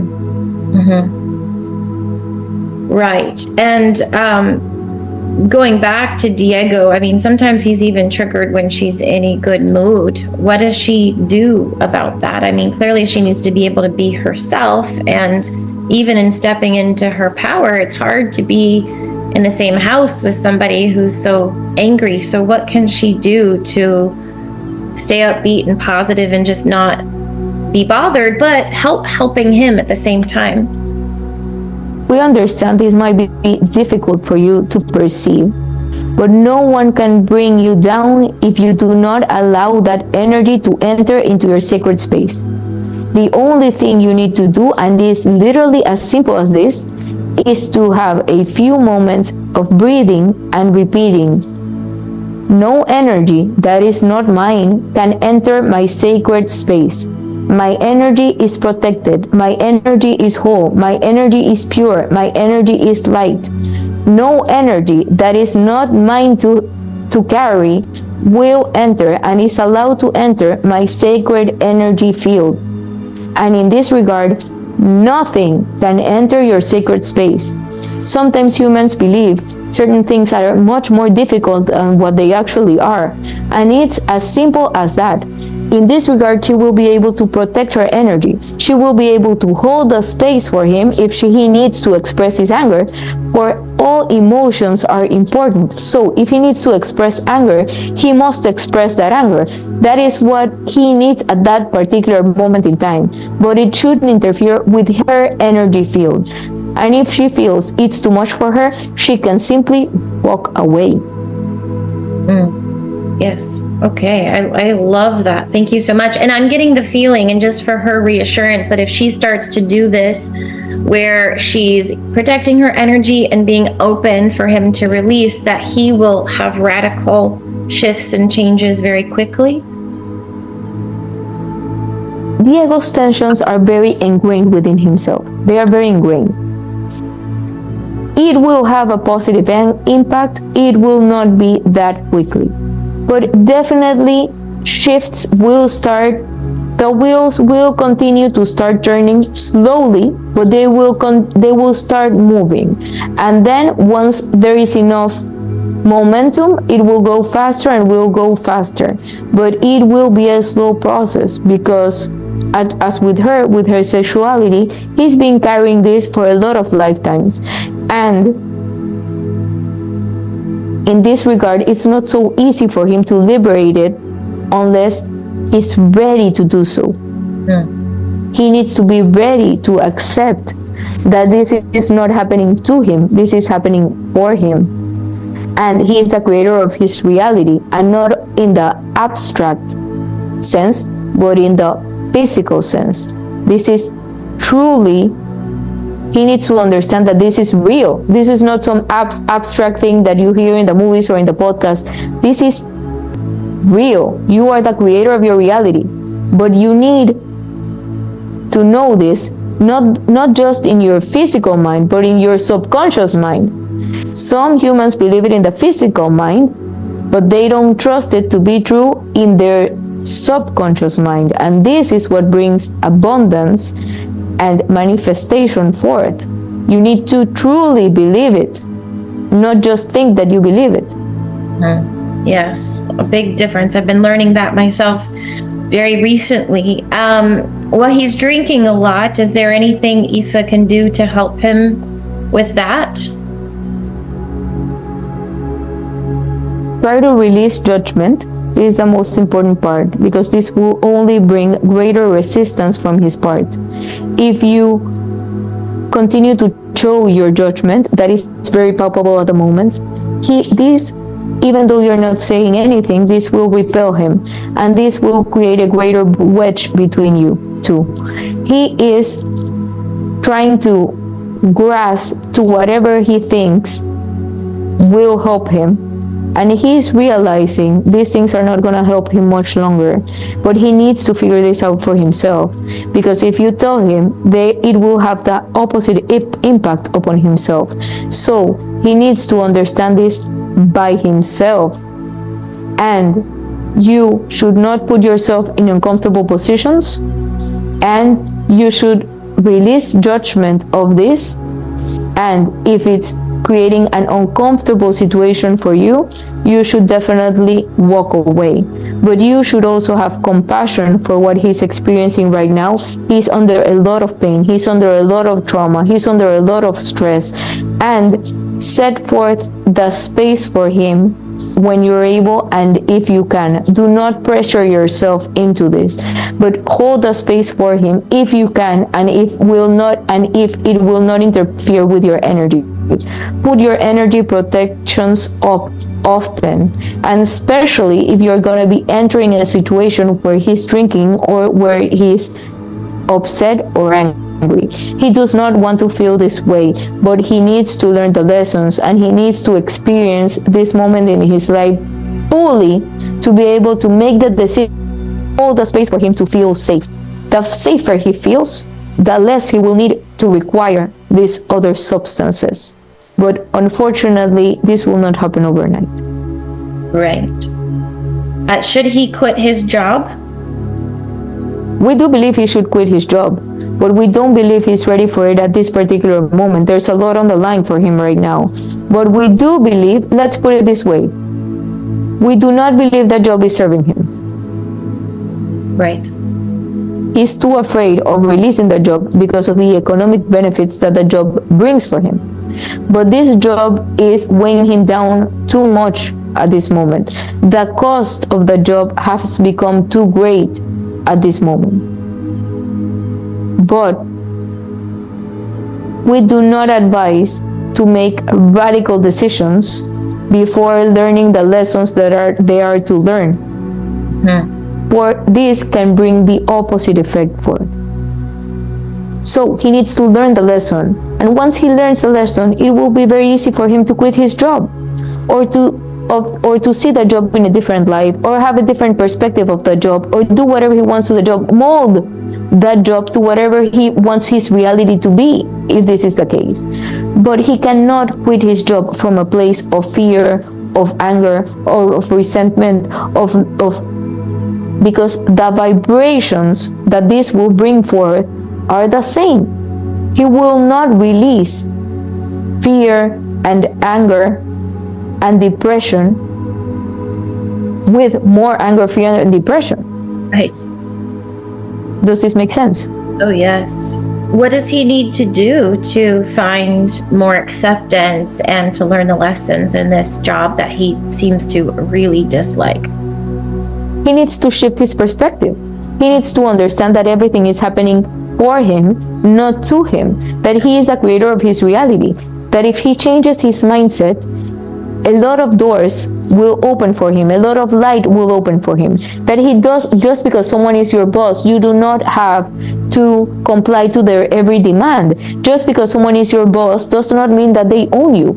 Just because someone is your boss does not mean that you need to succumb yourself to their every demand and their every needs. Your needs need to come first, and he needs to understand this. He believes that he needs to do everything in what he perceives is the most perfect way, in the perfect manner, but he can just choose to not do so much. He can choose to do what expands him, even though his situation is not the best at this particular moment. And when he's able to shift his perspective, when he's able to shift his mindset, he will see things starting to shift very quickly for him. But his mindset needs to be shifted. It needs to be shifted in order for him to bring forth the light that he so intensely wishes to experience. But you cannot bring light by bringing forth fear and control. You cannot control your way into the light, if this makes sense. Yes, very much so. Now, can he access you? Can he channel the Third Ascension Collective as well? No, because he's in a really dense place. Okay. You need to be in higher states of being, in higher states of consciousness. You need to be bringing that light forth in order to be able to channel entities. He always have guidance. We are not here to say that he doesn't have guidance. Of course he has guidance. Everyone has guidance. All his angels and all his guides, or his higher self is rooting for him. All of them are rooting for him. But he is not getting the messages because he is so cluttered with perceived resentment, that he's not able to access the information. He does not know what comes from himself and what comes from the higher selves or from his ego, or he literally cannot know where the guidance is coming from. He cannot tap into the guidance because there is so much clutter in him right now. Right. So other than shifting his perspective and learning that everything's happening for him, not to him, what else can he do to get into more peace and not be so dense? Yes, it would be very beneficial to him to walk in nature barefoot. This is beneficial for every human being in the planet. This helps you ground. This helps you tune into the energy of the forest, of the plants, of the life beings that surround you. This is very nurturing. This is very healthy to all humans. He has been told that he has high blood pressure and that he needs to exercise 5 times a day and 6 times a day and cardio and strength training, and he's been very overwhelmed with this. And we do believe it's very beneficial for him to run because he actually enjoys it and it brings forth a lot of lightness in himself. But he should not be so caught up in the I have to of everything that comes forth into his life. He's in a mindset of I have to do this and this and this and this and this and this and this, and it's never ending. And it's with everything that comes forth into his reality. And he needs to understand that he doesn't have to do anything. What it's called upon you to do, then you can do that for your greatest good and expansion, but not with a mindset of resistance and work and the grind and that. This is not the appropriate vibrations that you want to bring up into your life. Right. Okay, so anything else for Diego besides walking in nature? Should he do breath work, meditation? We believe breath work. We believe the breath work in Sarah's workshop was actually really transformative for him. So thank you for that, Jolie. It was very beneficial for him. We want to expand our deepest gratitudes to you in this particular moment. It was really helpful for him, and it expanded him a lot. It expanded him a lot. We want to be realistic. We believe it will be beneficial for him. We do not believe he will do it in this particular moment. He needs to release some before he will be able to actually do it. And if he does it, he will be doing it from a grind perspective again. From an I have to, and this will become a chore. And he doesn't need more chores. He just needs liberation, freedom. He needs the opposite of chores.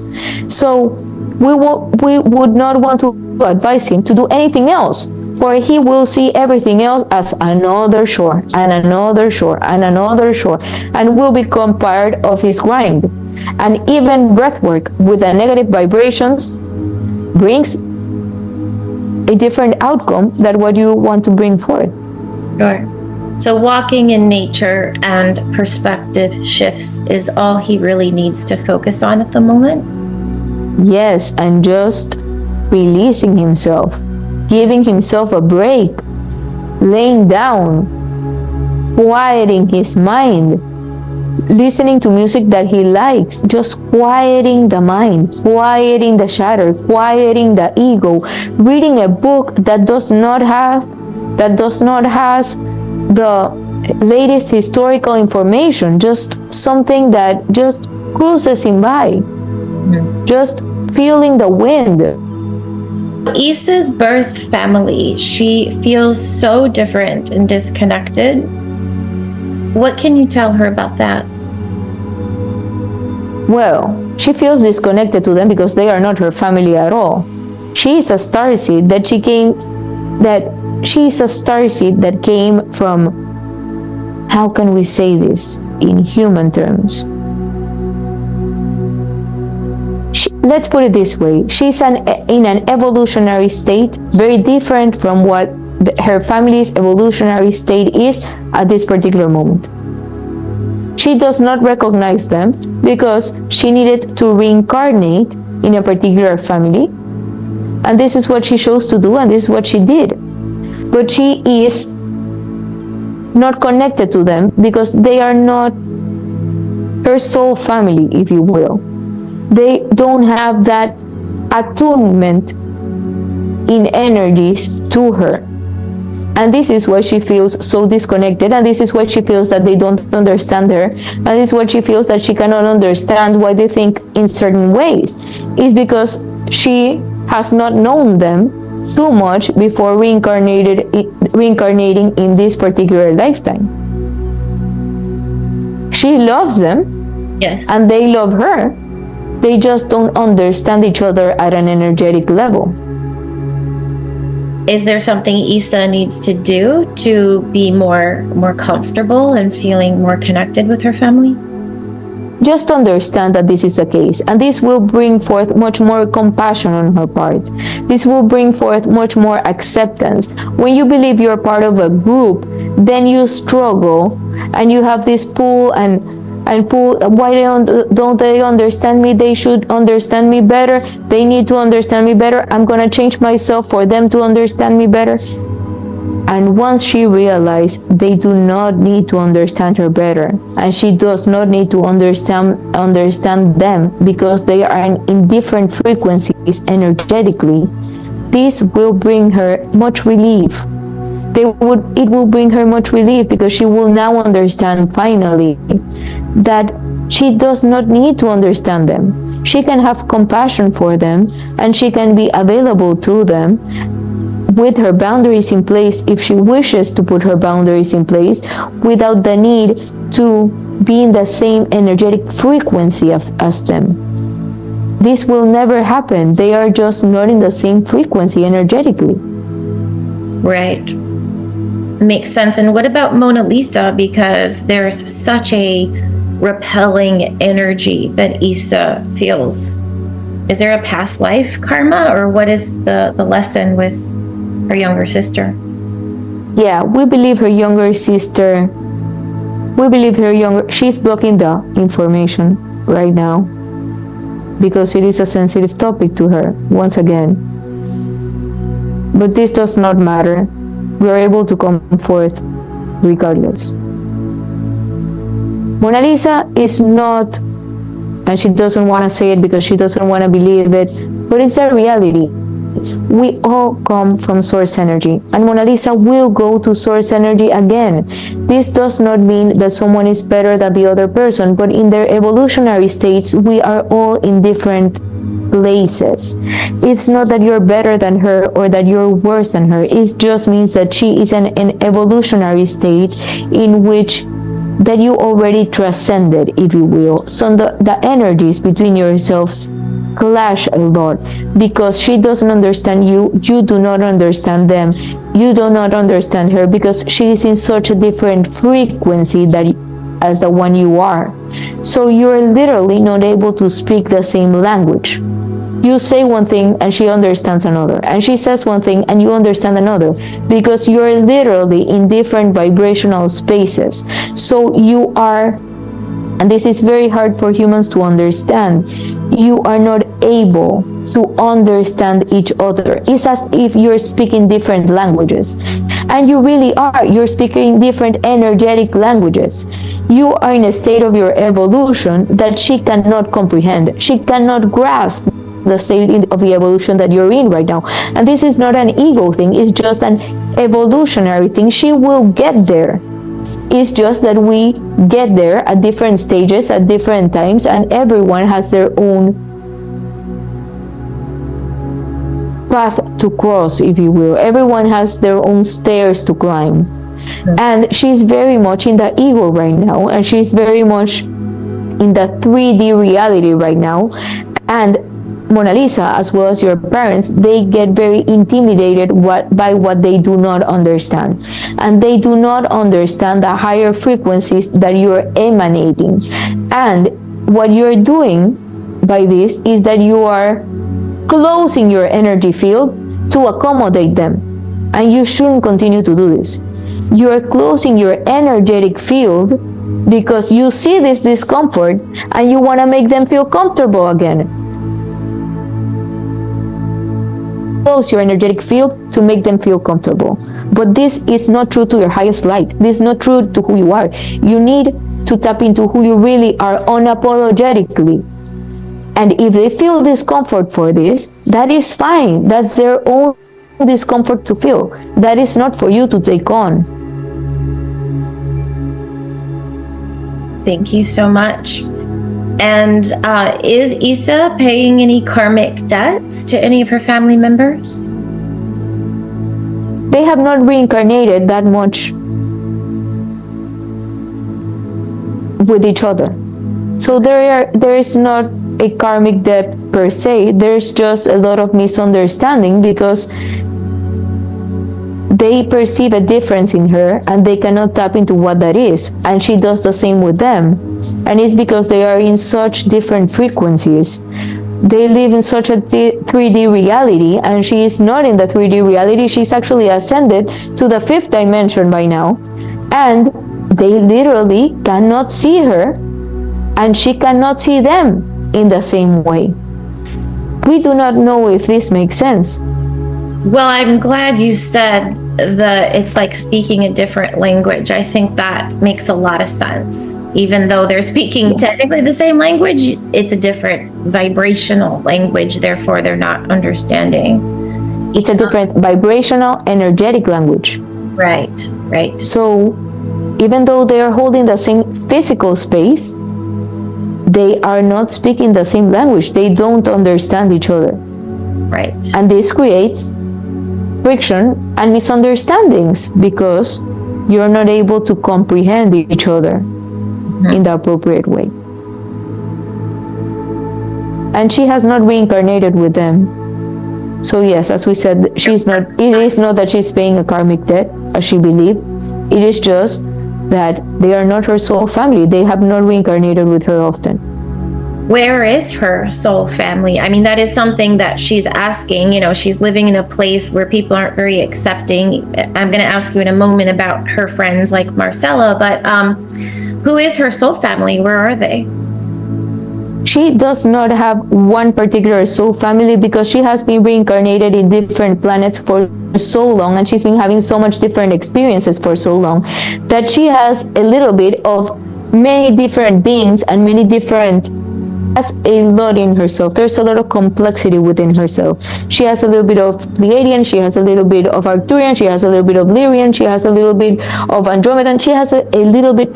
She is a very complex being because she has been having so much experiences across millennia, across the eons, with this galaxy and other universes. So there is a lot of complexity, so we cannot pinpoint one particular place of origin. She comes from source energy, and she has expanded so much that she has so much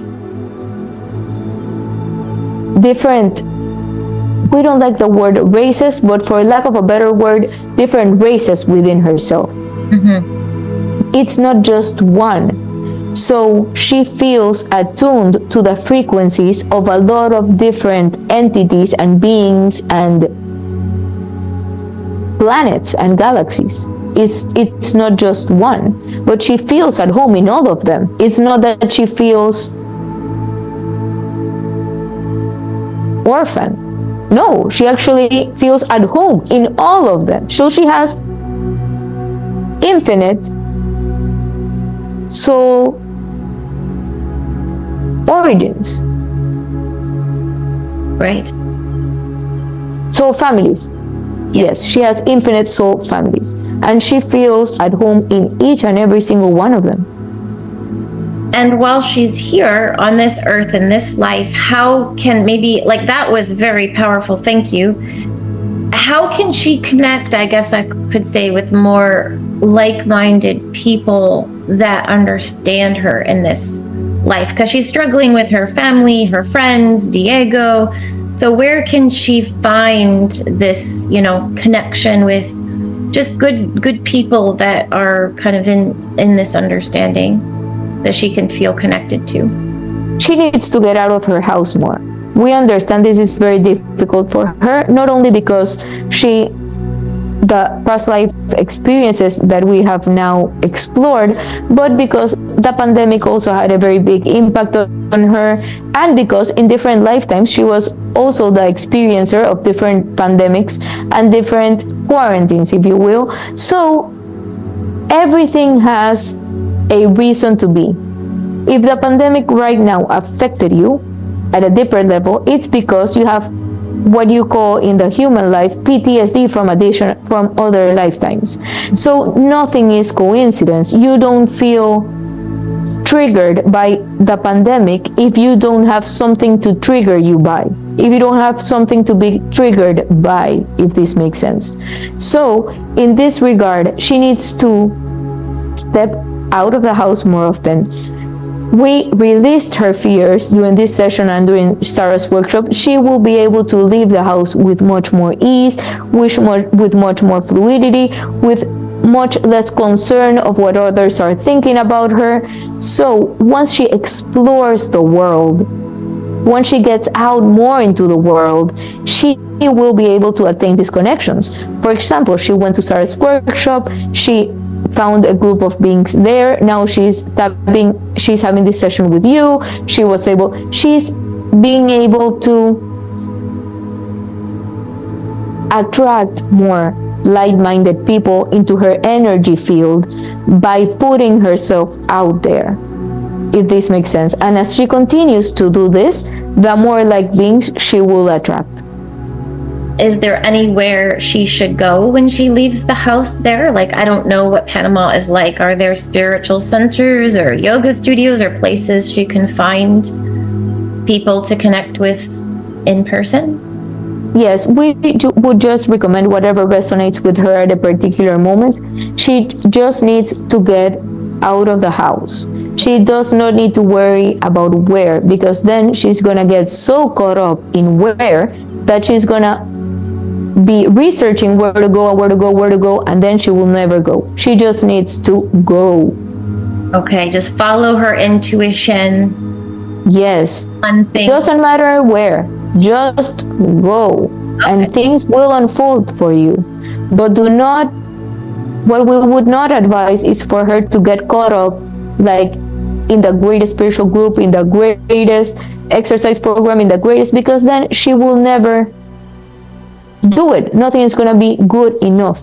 Yeah. And these are excuses.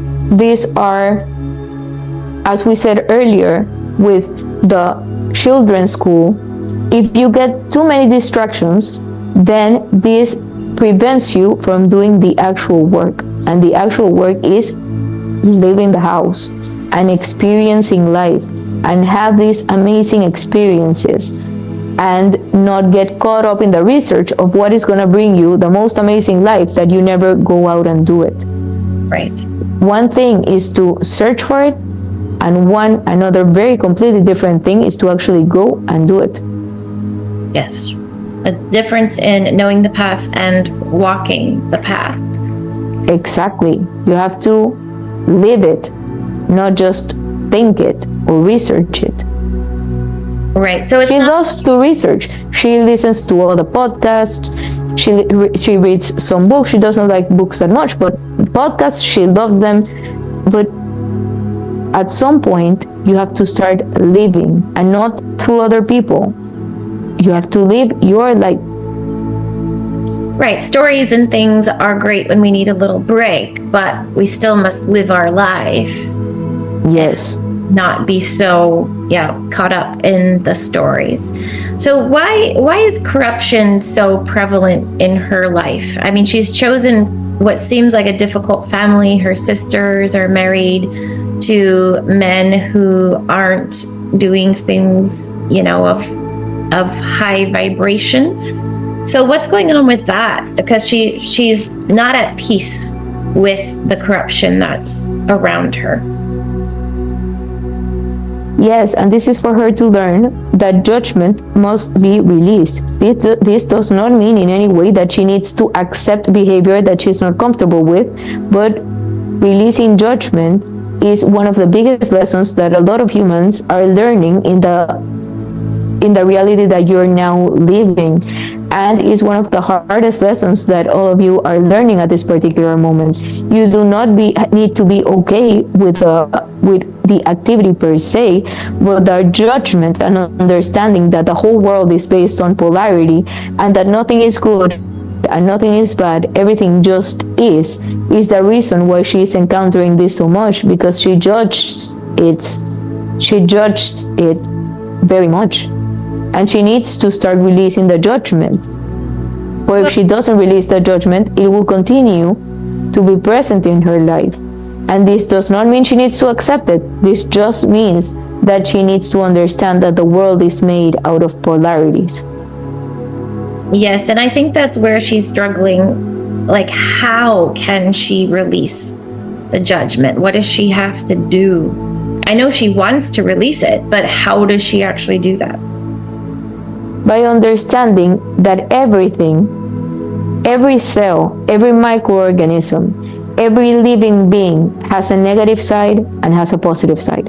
There's duality in all of us. It's not just net positive or nothing is net negative.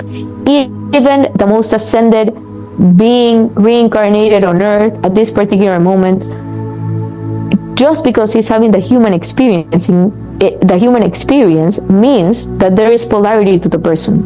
This does not mean that in their ascended states, when they are in their higher states of consciousness, they have this polarity. But in the earth realm, this polarity exists in every single one of you.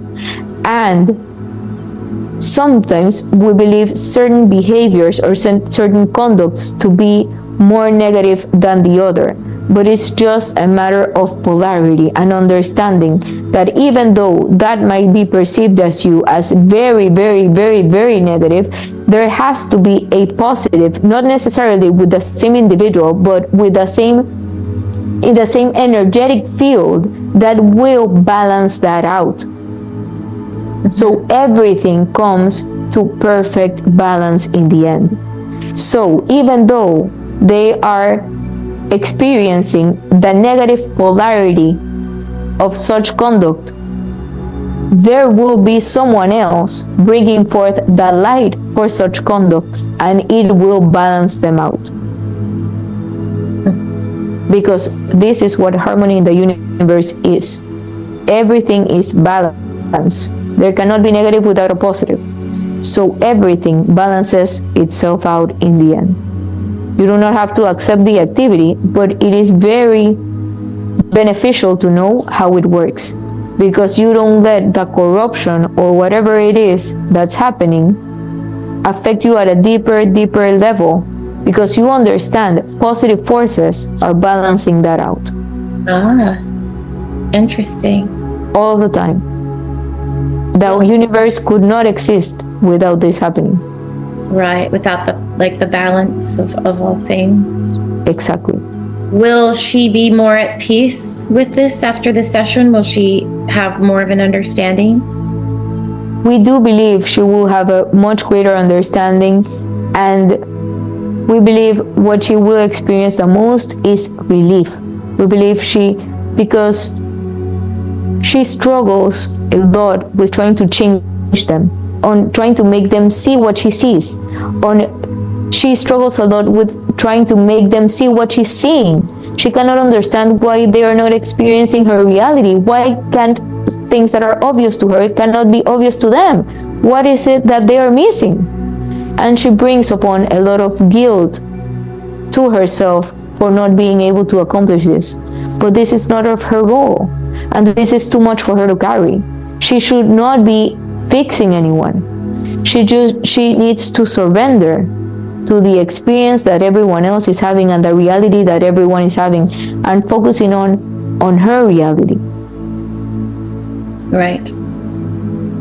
Okay, I think that makes so much sense. As far as Marcella, what's going on there? Because no matter what, Isa just has like a bad, I shouldn't say bad, she has an intuitive feeling in her gut. What is that and what's going on? Her feeling is correct. We will leave it at that. Okay. Is it okay for her to spend time with Marcella? Because I know Marcella was wanting to like do channeling with her. Should she put some boundaries around that? We do not recommend that she channels with her. Okay. We do not recommend this at all. Is it okay to spend again, is it not that it is not that she is negative per se. She's in a different state in her evolution as Isa is, and she's choosing a different path as Isa is choosing. There are many ways, there are many paths to arrive at one same destination, and she's taking a different path than Isa is taking at this particular moment, and we do not want her path to taint Isa's path, or vice versa. Everyone has their own path, and we do not believe it is too beneficial for their paths to cross at this particular moment in time, because then her path, as is so different than Isa's path, will color Isa's path, and we do not want Isa's path, nor Isa wants her own path to be colored by this that Marcella is bringing forth. Right. If this makes sense. It does. Thank you. She can spend time with her. Okay. But she needs to be very mindful of protecting her energy first. She should not be in the same space without protecting her energy first.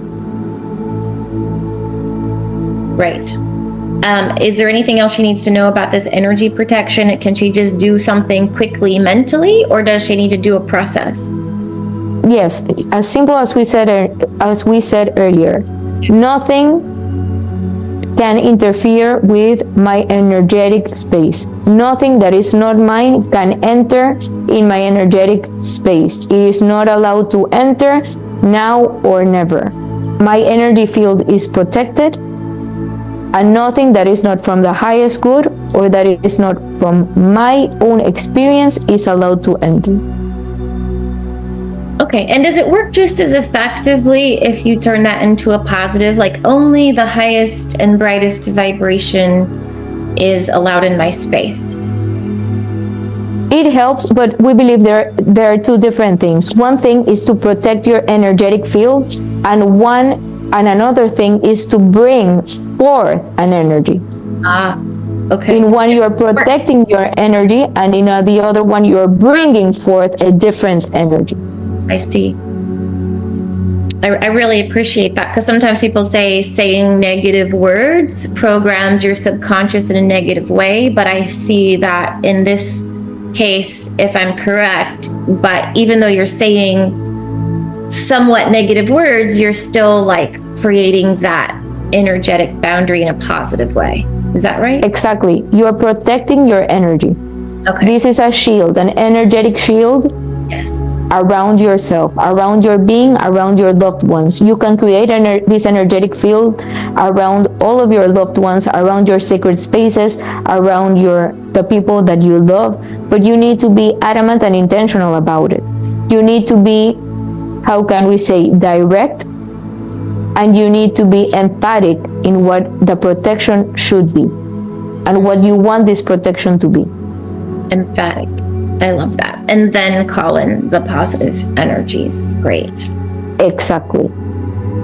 But at certain moments that you want to engage in someone that you believe might take away from your energy, then you just protect your energy. You're not bringing forth anyone else. You're just protecting yourself. You can if you wish to. But in the moments that you feel you're going to be in the presence of someone that will rob you of your energetic well-being, you protect yourself.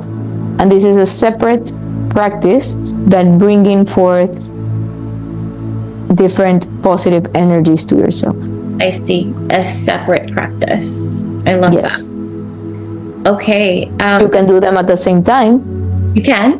Okay. You can do them at the same time, one before the other, but they are two separate practices. Right. Got it. Thank you. As far as Adrian and Samantha, she wants to know, what are her children's purpose? Oh, her kids are so wonderful. They are the highest light. They are the beings of the highest light available in the universe. They bring forth so much love for her, so much light for her. They are here to expand her, to expand themselves, to bring joy into the world, to bring light into the world. They are the bringers of light.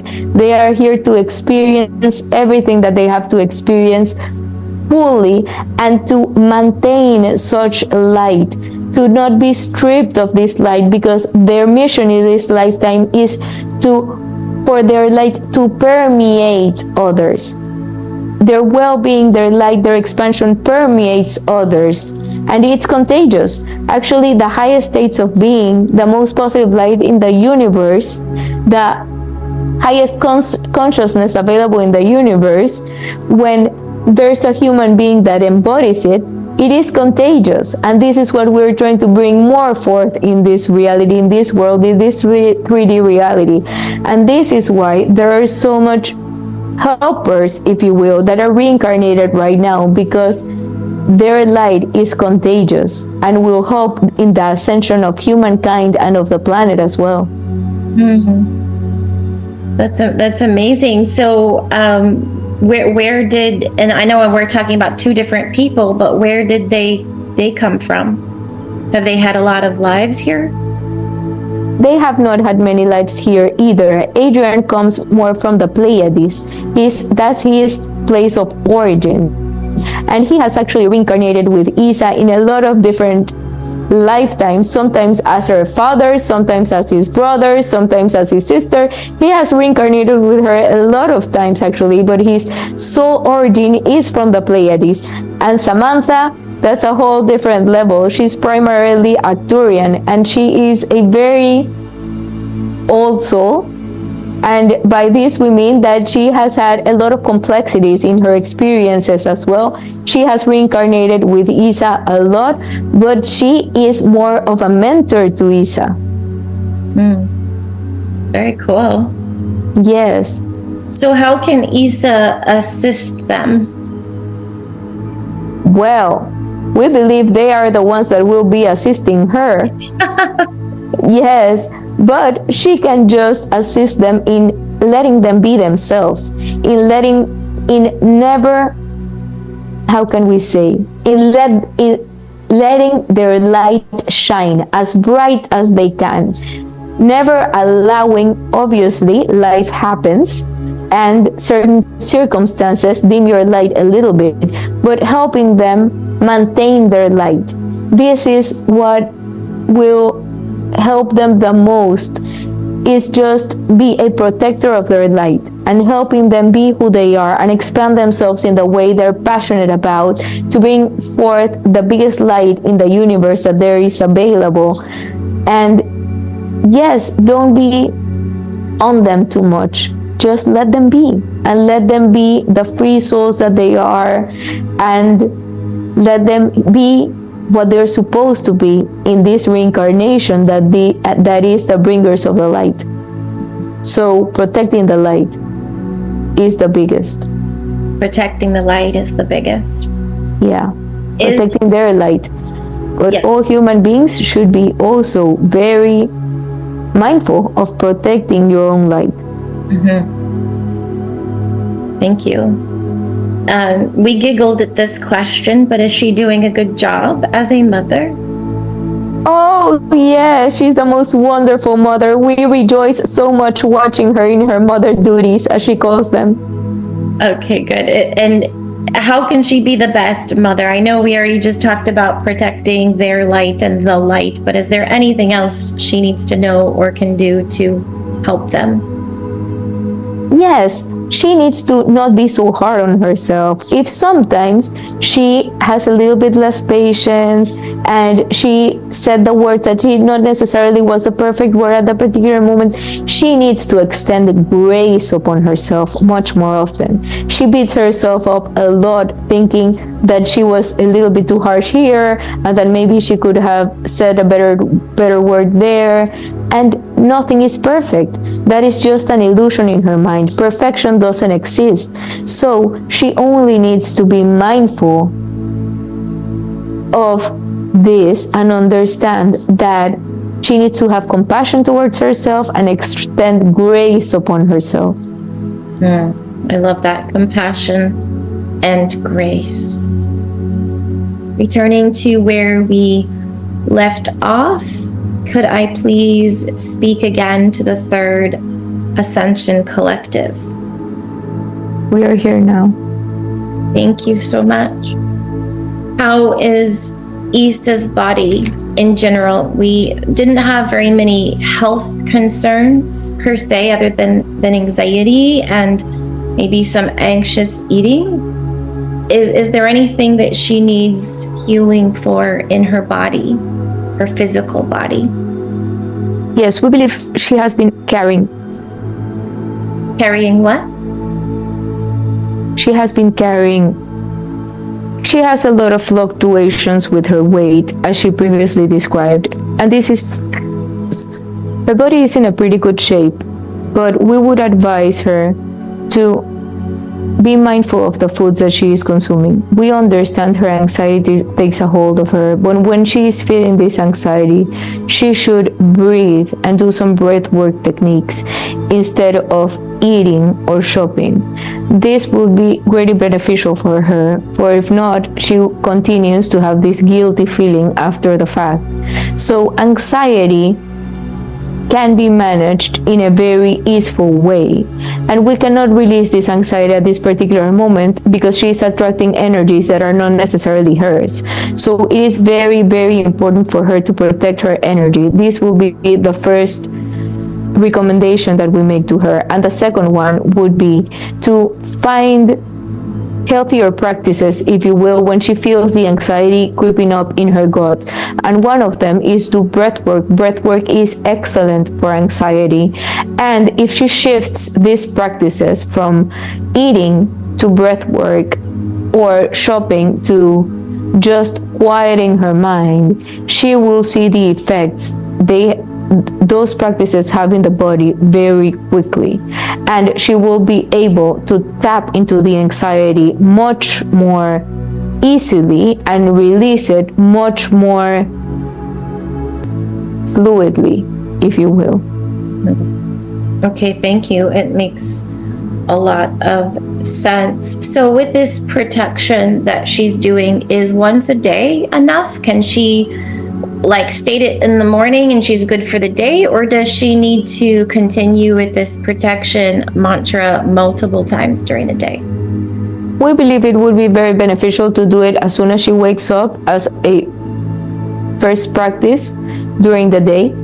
And in particular circumstances, if she's gonna engage in channeling practices, for example, she's gonna call upon us, she should protect her energy, and then the second practice to allow only the highest beings available in the universe to enter the sacred space of her and speak through her. If she is gonna encountering, she calls them energy vampires, so we will use this term, why not?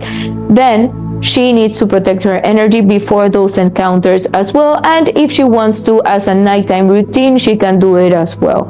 Nighttime routine is not as essential, but it is beneficial, so why not?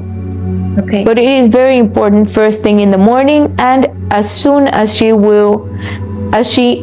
knows she will encounter some of these beings that she believes robs her of her energy.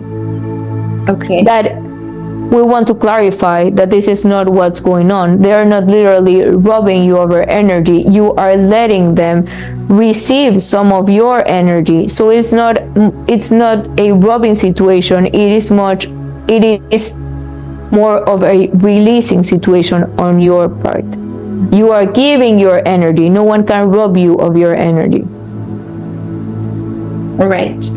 And as far as clearing energy, is that a process that she needs to additionally do? She cleared her house after the workshop, and it was actually very beneficial. She was that energy. It is important to clear it. It is also very important to charge her crystals and make sure that no one is touching them but herself. If this happens, she should clear them again, but you should not be allowing anyone that's not from your energetic field and frequency to be touching your crystals after they have been washed and cleared.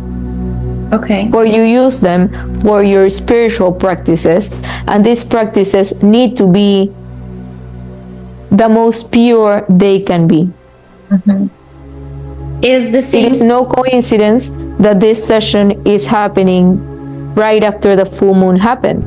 Her crystals are freshly cleared and washed, so nothing in this universe is coincidence. Right. Interesting. And does it the same apply to, say, like tarot cards and oracle decks? Yes, you should protect everything.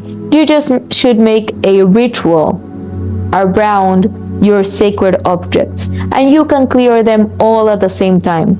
Of course, there are certain energies, like the energy of the moon, of the full moon, that will have a greater impact, but you do not have to wait until a full moon to come through for you to clear your sacred objects. You can do it with running water and just say a little we don't like the word prayer, but we can use the word prayer, a little prayer.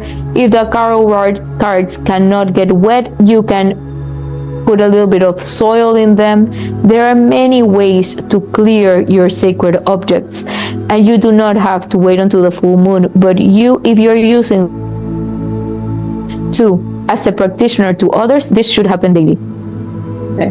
Thank you so much. So we've already discussed it, but just kind of circling back, her fears of sleeping alone, leaving alone, like going somewhere, Diego dying, have these all been greatly lightened or released today?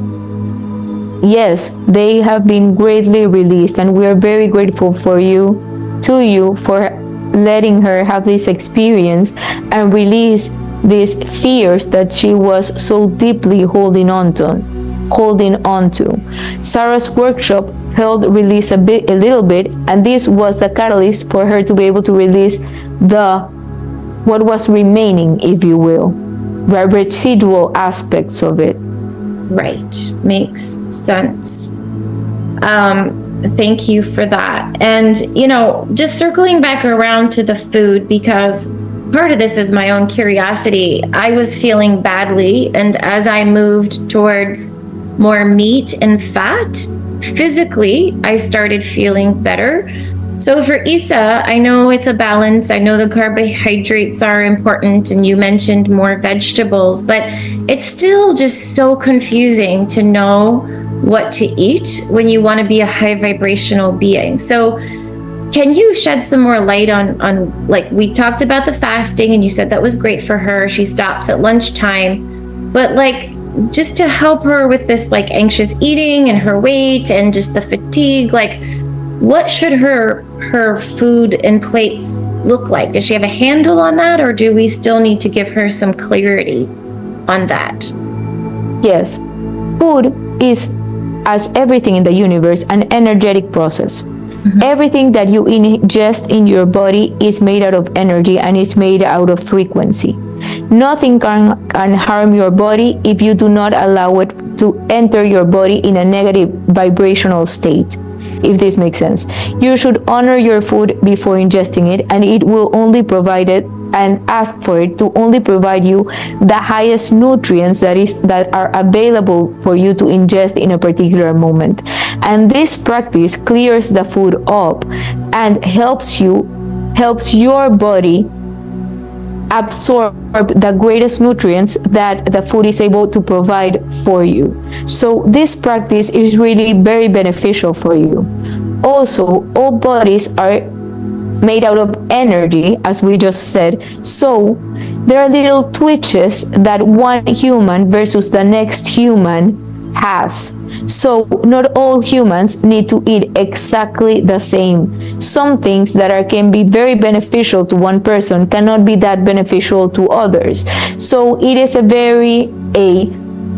a lot of a case-by-case basis. What applies to all human beings is to honor the food that you are ingesting, to keep the sugar, not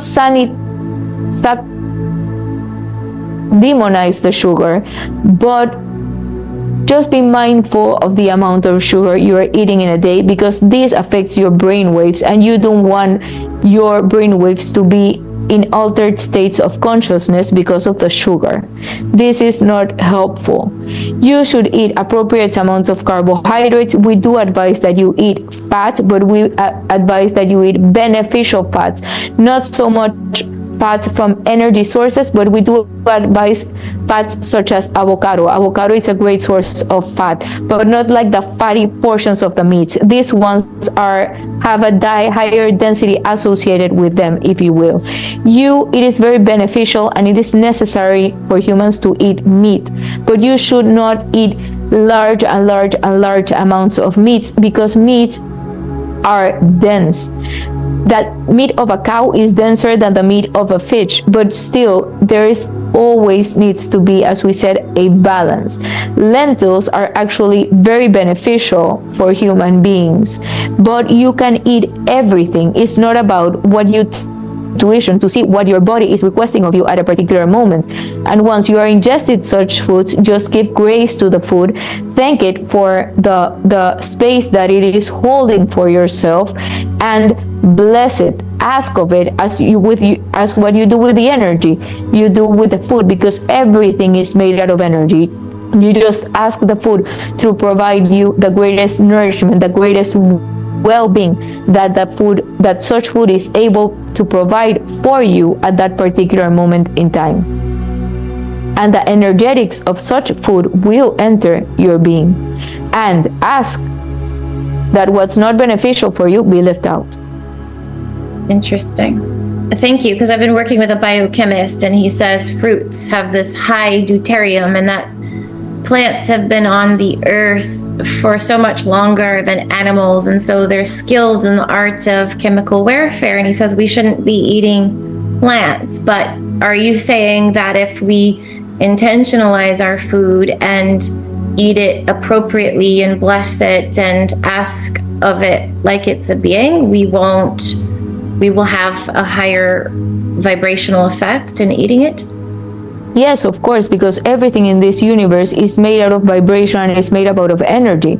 So you can release any negative vibration associated with such food. If it has the warfare imprint on it, you can release it, as you do with everything else that you bring forth into your reality, as you do with your tarot cards, as you do with your crystals, as you do with everything that comes into your energetic field. It's the same with food. So a lot of animals have experienced in the course of Earth's history a lot of trauma and a lot of warfare as well, but this does not mean that you are ingested it. This just means that food, especially vegetables, you wash them, you clear them of this energy. And this is not only a ritual, but a energetic clearance of the baggage, for lack of a better word at this particular moment, that the vegetable has been holding on to. And actually plants are one of the biggest sources of energy to the human being. That's incredible. Thank you so much. That makes so much sense. And like for Isa, because she and I have a similarity when we have food cravings, because when I do the keto, my cravings go away. So if Isa continues to eat in these ways, if she does have a craving, are you just saying she needs to pause and do breath work, that the craving is coming from something else, not the way she's eating? Everyone needs to listen to their body. There is such thing as anxiety and there is another thing as I'm hungry, and you need to differentiate between the two, and it's very difficult sometimes to differentiate between the two. Also, if you are thirsty, and that's another thing that you need to be mindful of. If you are hungry, you should eat food. You should listen to your body, and you should give your body what it needs. It does not have to be large amounts of food, but something to make your body feel comfortable again. On the other side, if you feel thirsty, you should definitely drink water. You should never feel thirsty. Your body should have enough water within its system that you never feel thirsty. And sometimes people confuse thirst with hunger. But when you have anxiety, you get cravings, and this is one when you want chips and you want cookies and you want more sugary stuff, and this is an indication that it's not necessarily hunger. It is coming more from an energetic place of anxiety. I see. Is there anything? Anxiety is also an energy. Sure, yeah. Everything is energy. So yes, it's coming from the energetic frequency of the anxiety. And is it true that anxiety is typically too much future thinking and lack of present moment awareness? We do believe that to be true, yes. Okay. Not only future thinking, but past remembering. Yes, because you're remembering what went wrong in the past, pulling that into the future. Yeah. Yes. But not only in this lifetime, about all the previous lifetimes that we know that it's not just every lifetime is happening at the same time, but the subconscious fears of your past lifetimes that are happening at the same time also project upon your anxiety, and future instances as well, as you so clearly said. And when you are a very sensitive person, the energies of the people around you also affect your energetic frequency, if you will, and you are able to attract much more the frequency of anxiety if you do not know those energies to weigh what they are, that are separate from you, and they do not correspond to you, and they are not part of you. So when we do work in this lifetime, we affect all the others that are happening now? Oh, definitely. This is definitely the case, yes. Okay, interesting. That's so not hard. one lifetime. No, not one lifetime is set in stone. You can shift the reality of all of your lifetimes by setting the intention and acting according in one particular lifetime. Interesting. Why is it humans, like, why can't we understand that everything's happening now? I mean, that's just so mind-blowing to us. Is it just because we're ascribing to this 3D reality that has time, and because we're focused on it, we just can't comprehend that everything's happening now? Definitely, this is definitely the case. Part of being in the Earth School requires that you abide to certain rules regarding time.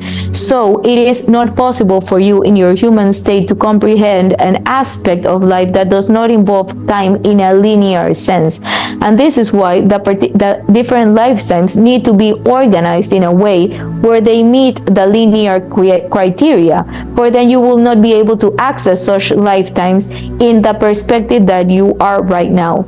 You should not be able to tap, or it's more difficult to tap. You can tap, but it is not that common to tap to future lifetimes, what would be perceived as you for what can be perceived by you as future lifetimes, because that could greatly interfere with the lessons that you're learning right now.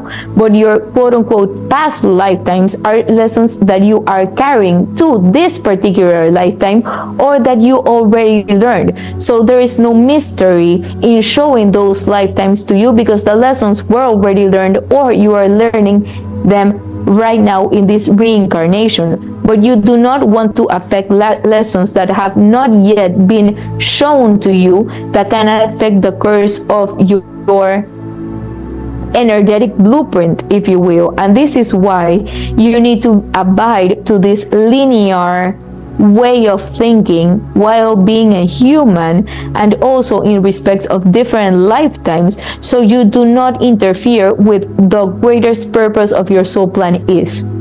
To what the greatest purpose of your soul plan is. Interesting. Thank you so much.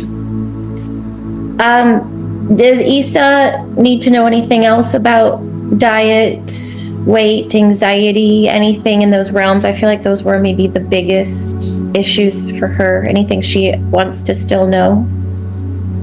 I believe we are good for now. Thanks for asking.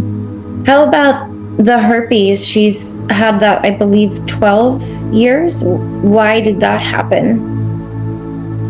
Because she felt so much shame about herself. She felt so much embarrassment about herself because of the previous lifetimes that we have just discussed. A lot of times her sexuality was taken from her. It was not in her discretion to choose how she wanted to engage in such sexuality, who she wanted to engage in that with how she wanted those dynamics to play out in a positive, enlightening way for her. So she's been carrying that shame across many lifetimes, and we believe it is time for her to release this shame now and to understand that there is a better way, more enlightening way, a more awakened state in which to explore such sexuality. It does not need, and it should not be carrying shame or hate or embarrassment or any of that sort. Those energetic frequencies that are of the denser level need to be removed now. She no longer needs to be attached to them. She can release them now. Okay. Can you heal her herpes completely, permanently, and immediately today?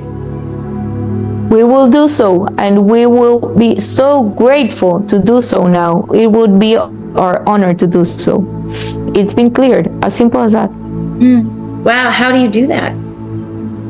It's not been able to comprehend fully or integrate fully. Once the lesson has been learned, the need for the disease is no longer there, because the disease is just a scar, if you will, of the lesson that has not been fully integrated or learned. So you tune into the energy of the disease, and then you ask the disease to release it. And the disease is able to release it once the lessons and the integration portion of such lessons has been dealt with. That is so interesting, so cool. And was the herpes that she was experiencing, did that contribute to her resistance to sexuality with Diego? We don't believe so, no. Okay, and we already discussed that. So does she feel clear now on the sexual aspects and what she's cleared from past lifetimes and what she needs to do to explore herself, figure out what she wants, and open up to this sexuality of hers? Is she clear on that, or anything else she needs to know? We believe she is, and this is a work in progress for her, because she needs to step into her power, as we said, and she needs to practice to be able to be vocal about what she wants, what she doesn't want, without being worried about what others will feel about her decision, or what Diego specifically is going to feel about her decision. She needs to step into her own power, and she will come into her full potential sexually once she's able to step into this power fully and completely. And we're helping her with this right now as well. But it does not happen overnight. The effects of this session they need a time of integration as well. So in the next couple of days, the information will continue to integrate, and she will see the changes in the next couple of days as well, not just during the session per se. Right, and probably continuing over weeks and months, I would think too, right? Definitely. What about Diego? I have a two-part question for you. One, would a quantum healing hypnosis session be good for just him? And two, could we do a session for him with Issa channeling you? It would be greatly beneficial for him. We just need for him to accept to do the QHHT session. It would be greatly beneficial. But he tells himself that he doesn't have the time. And for some things, time, not for some things, for all things, time is just an illusion. There is abundance of time. There is infinite time in the universe. So the phrase, I have no time, should never be something to restrict you to do what you're really called upon to do. It can be an excuse when you don't want to do something, and that is great. That's your prerogative. But it should never be a restriction for you to do what you're called upon this earth to do. Time will open up because there is no time. That is just an illusion. It might feel as you don't have time, and then you're gonna watch time open for you in those places that you need to be at. Okay, and so if he did decide at some point he was open to it, could we do a session where Isa channels you, or would it be better for him to do his own session? Because you said he doesn't have the ability to channel you right now, and I know his higher self is very intelligent. I was just curious if that was possible. Diego speaks to us often, you see, because when Isa channels, he is the receiver of the information. Oh, that's right. Okay, good. But he doesn't trust the information that much because it's coming from a person that he knows too well. So we believe it would be very beneficial for him to do a QHHT session on his own, so he can hear his own voice speaking the answers, his own guidance, his own higher self speaking the information. And then he will connect the dots, and he will realize that we have been saying to him the same things, the same messages over and over. And then he will trust the information coming from Isa much more easily. But we do believe it would be more beneficial for him to do a session by himself, so he can listen to himself speak these truths. I see. That makes sense. Thank you so much. So I'm just going back through some of the questions I didn't ask, but we kind of already covered them. So I just want to make sure that, we got everything. Isa had asked, why does she feel so deeply stuck? I think we know why. Is she still going to feel stuck, or has this been released during this session? She will feel stuck in some capacity because of the blockage that we have put upon her. And this is intentional because we don't want her to get distracted from what her main purpose in this life is. In every lifetime, we have human beings have different purposes, and we also even the highest of the beings in this universe have different purposes, roles they are playing at a particular moment. So her primary lesson is to get to know herself, to step into her power, to be who she really is, to shed the layers of costumes that she has been keeping, she has been hitting herself with for so long.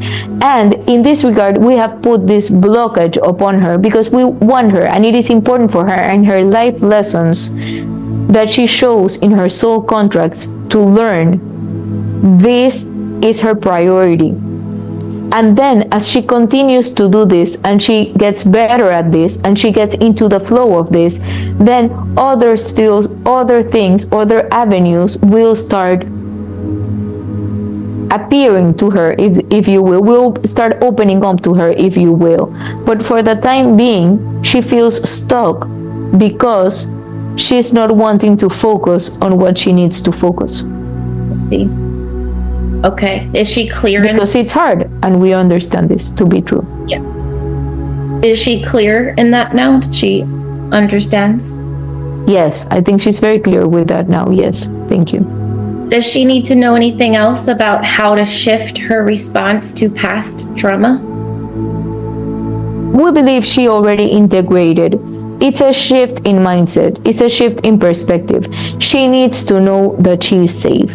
She needs to know that what happened in previous lifetimes is happened in previous lifetimes and should stay in previous lifetimes. She needs to now live in the present moment, learn the lessons that this life has available for her and is encouraging for her to learn. So she needs to release the shackles of those previous lifetimes, as we believe she has been doing throughout this session, and understand that she is safe, that she needs to surrender to the experience, that she needs to trust the experience, that she cannot continue any new endeavors from a place of fear.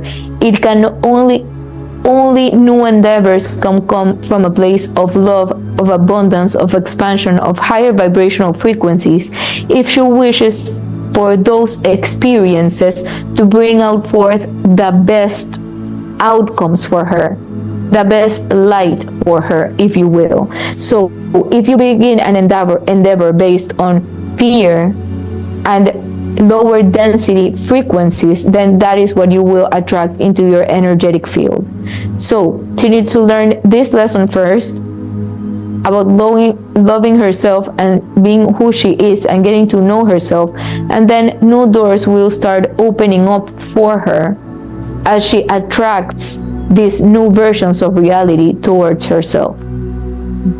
I love that. Attracting new versions of reality towards herself. That's powerful. So cool. Yes. I'm just loving this, by the way. Thank you so much. Thank you for setting us the space for us to do this. Oh, yes. It's my absolute highest joy. As far as the low energy, tiredness, and ongoing fatigue, is there anything else she needs to know about that? We think we have covered it all. Protect her energy, be mindful of what she eats, bless the food that she is consuming, and be mindful of what those experiences are there for. The frequency of depression has an imprint the same as anxiety, the same as fatigue. Understanding, being very mindful of understanding why are they presenting themselves to her in a particular moment, so she can see them more clearly for what they truly are, and then be able to release them through breath work, through quieting the mind, through all these other practices that we have touched upon, walking in nature. But it is very important to her to see them for what they are. They are energetic imprints that are showing to her at a particular moment in her life for her to take either action or to take action in some regard, or to release energy that it's not corresponding to her, or just to quiet down the mind and be in the present moment. Sometimes they are just calls to you to be in the present moment again. Interesting. So we covered a lot about channeling and automatic writing and her gifts and skills, and that, what this next time is for her to do. What is the greater purpose of her having these gifts of channeling and automatic writing?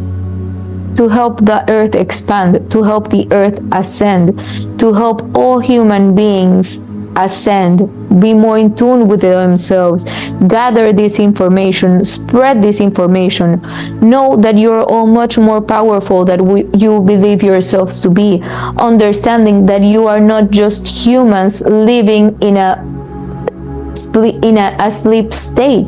You are versions of the Creator. You are part of the Creator. You are here to expand the planet, to grow, to evolve. Understand this not only for herself, and once he understands this for herself, she will be able to, this knowledge will be able to permeate to others, people getting in contact with her. This will evolve in her state of being able to be a catalyst of change to others. And if she wishes to, she will be able to spread this information in a channeling manner if she wishes to do so, and help others with their particular grievances that they are experiencing in their particular lives. Thank you. Would it be good for her to consider learning this method, quantum healing hypnosis? She could, if she wanted to. She has a great ability to connect to the higher realms. She can do Akashic Records readings if she wishes. She could also do QHHT sessions, but she has the ability to channel us upon will. So, and not only us, she doesn't know yet, but she has the ability to call upon any entity she wishes to channel. So, in the future, or now if she wishes to, she could call upon any being that any person would want to speak to, and the person would be able to speak through her. The person, no, the soul version of what the person was would be able to speak through her. Jesus spoke through her the other day with Diego, and she felt the presence so strongly that she got teary eyes and she started crying. So she's much more powerful than what she believes she is, and we would never advise for her to call upon lower level entities, for this is not something that you wanna be interfering with. It is not necessary, and not only that, she does not want her energy field to go there. But if, for example, a loved one passed and someone wants to call upon a loved one, she can channel that loved one to the person, and the person can literally have a conversation with their loved one. Mm-hmm. So she can channel any entity that she wishes to channel. Great. So really, she wouldn't need quantum healing hypnosis. She can just do it herself, basically. Exactly. It is the same thing. It's just a different avenue, if you will. Mm-hmm. Does everyone have that ability? Like how Sarah does this QHHT work and I do both this work and channeling. Does everyone have that ability to eventually channel any being? Yes, everyone has that ability. It's just not that not everyone is attuned to such ability. And this is a very important thing. You all in your bodies have the capability of accessing the higher realms and the higher levels of consciousness. But you need to be attuned to that frequency in order to be able to do so. Not only that, you want to be able to attract the higher level guides that you wish to call upon, and not any lower level guide available. For this is, we don't like to use the word dangerous, but it would be counterproductive to you. So even though you all can do it, you have to be attuned to the frequency, to the right frequency, in able to be able to do it. And how do you attune yourself? Yes, it comes from different lifetimes. It not only happens in one particular lifetime. For example, Isa was a monk in a previous lifetime of hers. She was also a nun in another version of hers. Even when she was a Vietnamese girl, she was tapping into the waters. When she lived in the Lemuria, she was also tapping in the waters. So this is a compilation of the different lifetimes in which she was able to access these higher states of being. So it generally does not happen just in one particular lifetime. It's a compilation of all the different modalities throughout different lifetimes that come to a particular moment that is right now for her. Okay, and you mentioned she could do Akashic record readings. That I was just about to ask the question, what other gifts does she have? If she wanted to, she could. We do not know if this is something that would interest her at this particular moment, but what she is a seer. She cannot see with her 3D eyes, but she can see a lot with her third eye. And in this regard, she is a very high potent channeler of information. So if she chooses, she could do that. Yes. We do not think she is necessarily interested in that particular moment, though. Now, Isa, could she focus on many avenues for work, or do you foresee her focusing on one? And I don't mean one path, but like within this channeling realm, because clearly she's got these abilities.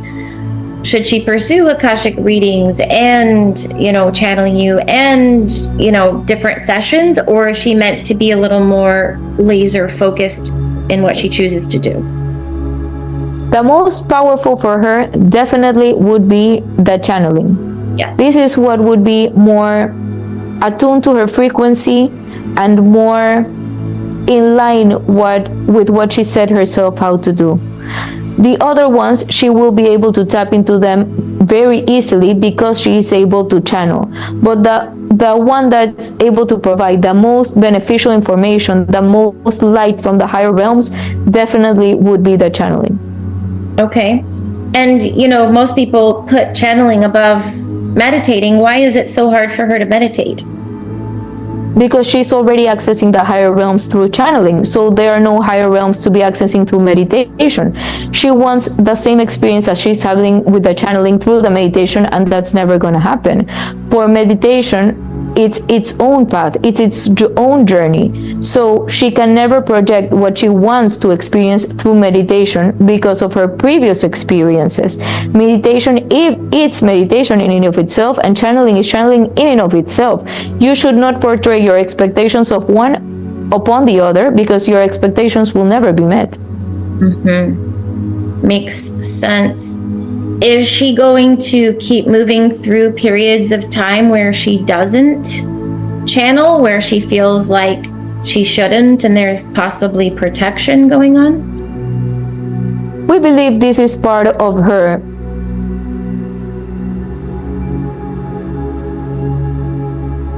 human design, if you will. Mm-hmm. Yeah, she goes through periods, and this was spoken to her before she was born. She has different periods where she is very active in the work that she's doing, and then she has periods of rest, and then she shows for herself in this reincarnation. That is why a lot of you have human designs. Well, all of you actually have human designs, because there are a certain set of rules that will guide your personality before your reincarnations. And she chose to be this personality type in which she was going to have bursts and then recess, bursts and then recess, and that is perfectly fine. That is very important, because the periods of integration are equally as important as the periods of work. Yes, and we discount that, don't we, as humans? We think something's wrong if it's not happening and we're in integration. We call it a block sometimes when it's actually just integration. That's absolutely right. And the integration portion, it's sometimes is even more beneficial and more powerful than the actual practice part. The integration is crucial in everything that you do. So this is why she set it up for her in this way, so she could have periods of deep movement and then periods of deep integration. Is that kind of how the flow will continue for her? That she'll have these periods of integration? Yes, she can try to control it, but it will never work, because this is part of her human nature.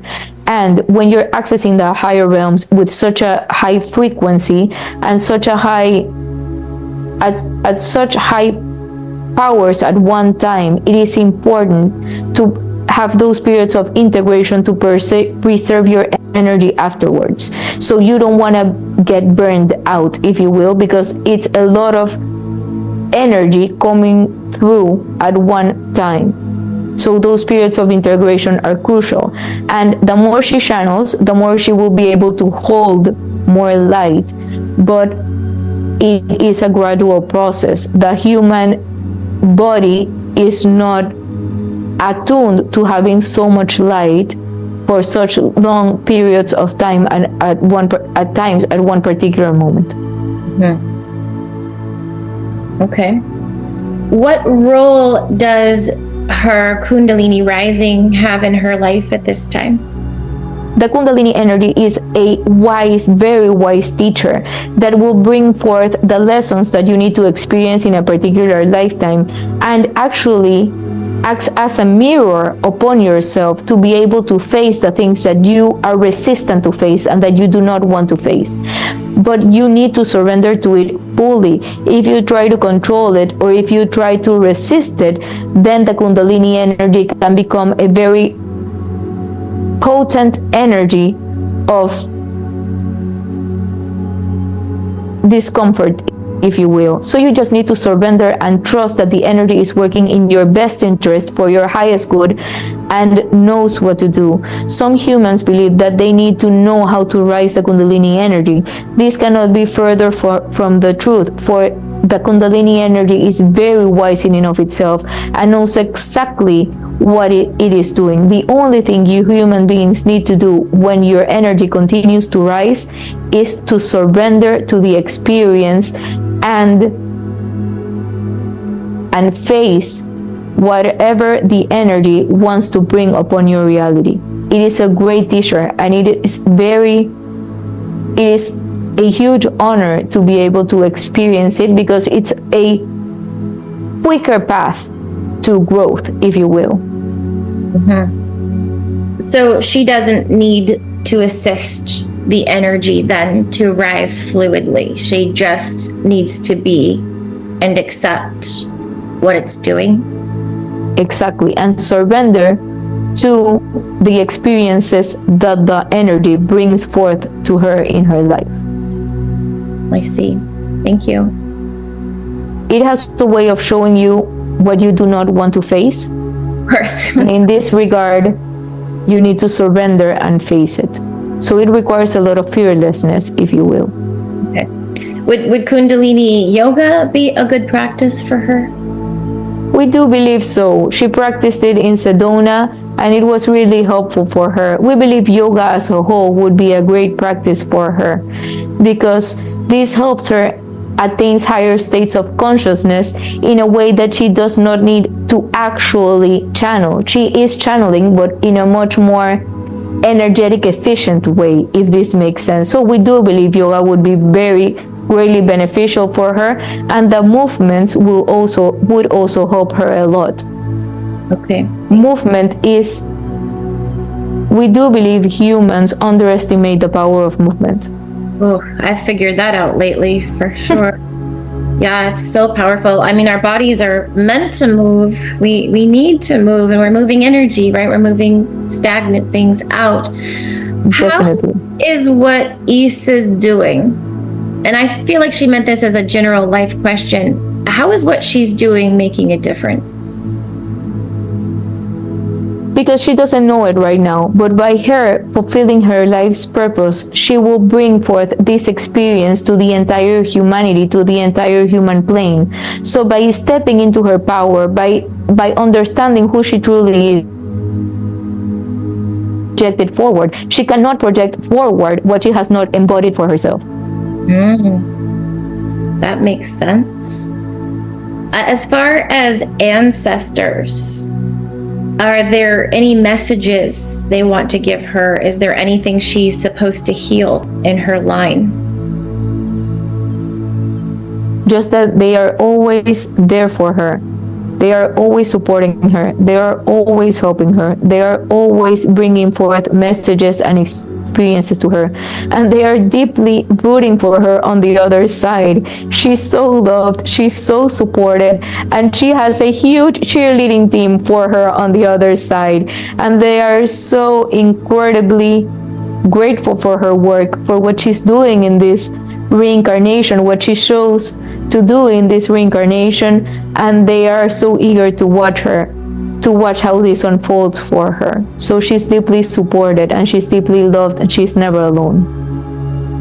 Thank you. And I would ask who her ancestors are, but we already talked that she's had many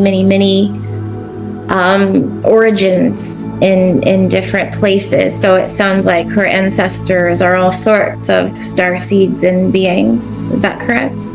Yes, and her grandfather in this lifetime, which she was only able to meet for 1 year before he passed away, is very present in her life, and he is very attuned to herself, and he's ever present with her, and he loves her very much, and he's always looking out for her, and she feels his presence often, even though she only met him from 1 year, or 1 year before he passed. Anybody else? So it's a very strong energy surrounding her. Grandfather energy. Is Yes. anyone else close? Any other ancestors that are very close to her, giving her lots of support? Yes, there are other grandparents are also close as well, but he is definitely the closest. He is taking a magnifying glass into her life right now. He's very interested in her life. Okay, that's amazing. Anything he wants to tell her specifically? Oh, just that he loves her and he's so grateful for her and he's so proud of her. She was able to channel him a couple of months ago through automatic writing, and he shared his messages to her. And he is just so proud of her and he loves her so much, and he just wants her to know that she's definitely on the right path and that she should continue to pursue this life and whatever she feels called upon to do.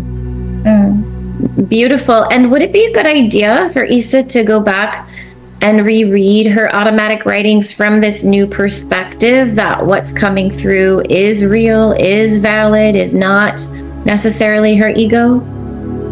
Definitely, it would be very beneficial to her to read since the first time she started automatic writing, and read everything she has written in a way that she can see those writings as if a third party wrote them, as if anyone else but herself wrote them, and read them as sort of a book, in a book-like manner, to see the quality of the information that she's able to bring forth in this universe.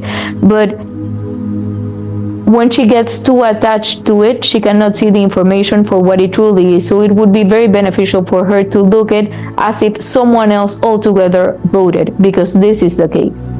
Okay. Now, are those writings, is there a lot of her own ego coming through, or can she trust that those writings are all from spirit? She can trust that it is all from spirit, and we do believe wholeheartedly that when she reads them, she will know. She will see no attachment between her and the messages written down. When you first write messages through automatic writing, you can get confused very easily, for the information just came through from you.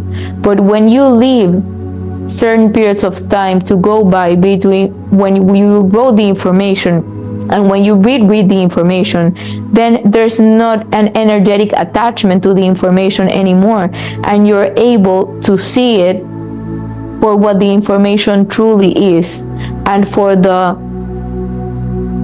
power that information has. Thank you so much.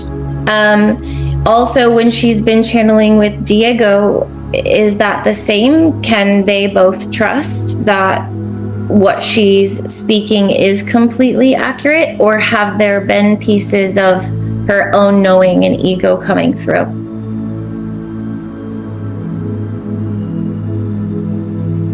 Let such experience to happen. Her ego can interfere to some extent within her own mind, but never when you verbalize the information. We are very protective of the information that comes forth from us. We are very protective of such information, so she can get confused of what happens in her mind before she actually speaks the words. But that's the extent in which her ego can interfere. Okay. Once the words come through her mouth, those words are meant to be said. That's powerful. Thank you. Is there anything else she needs to know about that, about her channeling, connecting with guides, just being clear in what's coming through? I believe everything has been covered. We believe everything has been covered up until now, and we believe as she integrates the information from this session, and as she reads the automatic writings that she has written in the past, she will clearly see that there is no interference from her part. She only needs to trust herself enough to know this. Thank you. Has Diego or any of their kids ever been abducted?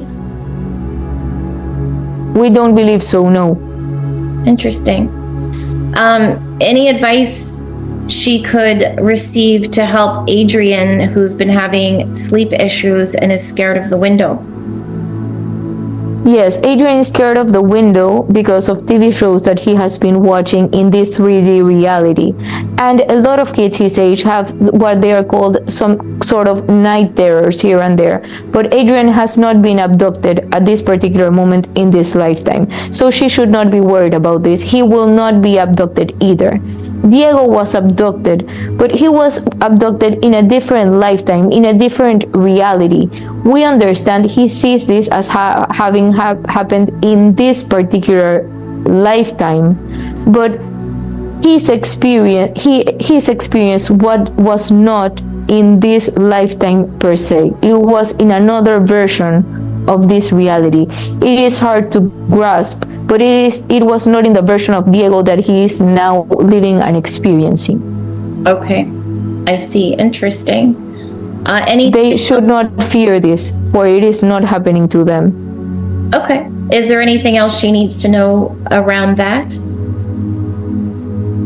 No, we believe the most important part about this is do not let fear get to you. Yeah. Do not live in the frequency of fear. Mm-hmm. This is not something you should be scared about. This is not going on in your reality right now. Do not attract it into your reality. Okay. What possible future missions is she setting up for? To expand and to raise the consciousness of the planet, to help the planet ascend, to help the planet expand, to help the planet move into the 5D dimension, to help the planet fulfill its mission. She is working in the ascension of the planet as a whole. Mm-hmm. Okay. And what ritual will help her with what she most needs in her life right now? Anything that can help her stay in the frequency of the present moment will help her. She needs to quiet her head down. Breath work would really help her a lot. Movement would help her a lot. Affirmations would help her a lot. Anything that can help her attune to the frequency of staying in the present moment will help her deeply and will help her see different manifestations of circumstances for what they truly are and not tainted by what her mind believes them to be, but for what the objective manifestation is. Mm-hmm. What is the thing that it wasn't something I was familiar with? She was talking about colors of souls and the ascension process. Yes, we don't like to assign colors. We know this is Brian Weiss's method. We do not like to assign colors to the evolutions of the soul, for every soul is learning at the divine timing. Everything is happening exactly how it is supposed to be. And we believe the ego of the humans get attached to different colors, and this starts tainting their experiences in a particular moment. So we would not advise for anyone to be attached to a coloring system, because then they start behaving as if they are that color. And if they are in a very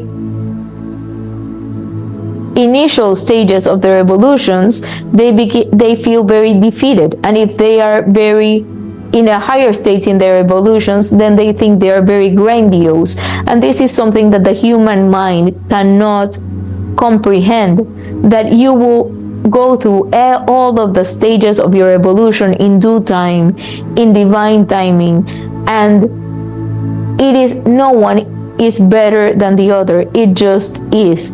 It is a different progression for every soul, but it is not that one soul is better than the other. It's just that one soul has learned the lessons in a much certain lessons. Certain souls have learned certain lessons that other souls are still learning, and vice versa. Mm-hmm. Right. So can I just ask, is there truth to the colors? There is certain truth to the coloring system, but it is very misconstrued, we would say. Okay, that makes sense. Can I ask about Isa and myself? I'm curious because I'm 12 years older as far as this earth, but our lives seem strangely similar. Can you shed light on that? Yes, Isa and yourself actually have reincarnated in different lifetimes together as well. This is not the first lifetime in which you connect with each other. You have not had primary roles in each other's lives, but you have had a sufficient energetic connection to be choosing to reincarnate together over and over and over again, even though your interactions within certain lifetimes have not been primary for long periods of times, but they have been very energetically powerful, if this makes sense. So the determining factor of how strong a relationship is not about how much time you spend with a person, it's about the power of the energetic connection that you have between each other. And this is why you recognize each other's, you recognize the other one's souls, because you have reincarnated with each other's. How can we say this? You have chosen to meet each other many times before this lifetime in different circumstances, and your connections have been very powerful. And this is why you see such a high resemblance between each other, because you see part of your soul in her and she sees parts of her soul in you, for we are all one. But we don't necessarily feel that way about everyone. No, not at all. No. But you have different soulmates, sure, that you choose to have interactions with in particular lifetimes. Those interactions do not have to be long interactions, but they are very powerful interactions, and they shift the lifetime that you are experiencing because of the power that the interaction holds, if this makes sense. It's not about the time, it's about the power of the interaction. Sure, makes sense. Is there more work that Isa and I could consider doing together, considering our paths seem very similar? Of course, we believe you would be great doing work together, but you should be very attuned to, you need to follow your intuition in what is it that you would like to work together, and following your intuition, you would be able to access the information that is for the highest good of both of you. And in this regard, you will both reap the benefits of such connection, if you will. So you will both benefit of this dance between the two of you, as you are both deeply connected to the higher realms. Thank you. Are there any other, well, I think we talked about it, but she shouldn't try to go research and figure things out. She should just let things be. But I was going to ask if there were any other teachers or resources or places she should look to continue her journey. She will be guided to those places, and she needs to follow her intuition and know where her guides, her path, her inner knowing is taking her. And it is very important for her to be attuned to her inner guidance. And to do this, she needs to be in the present moment often, because these manifestations come to you as synchronicities in your everyday life. It would not be wise for us to say, tomorrow you will meet this man or this person, because reality is ever changing.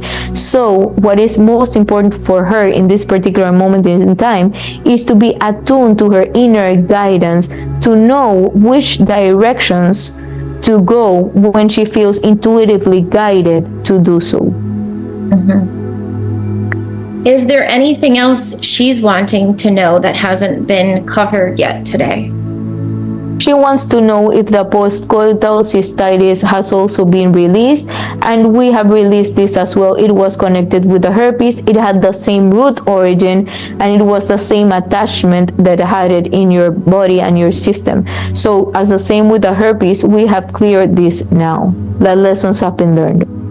Okay. Anything else she'd like to know? I think she's good. Okay. Are we complete?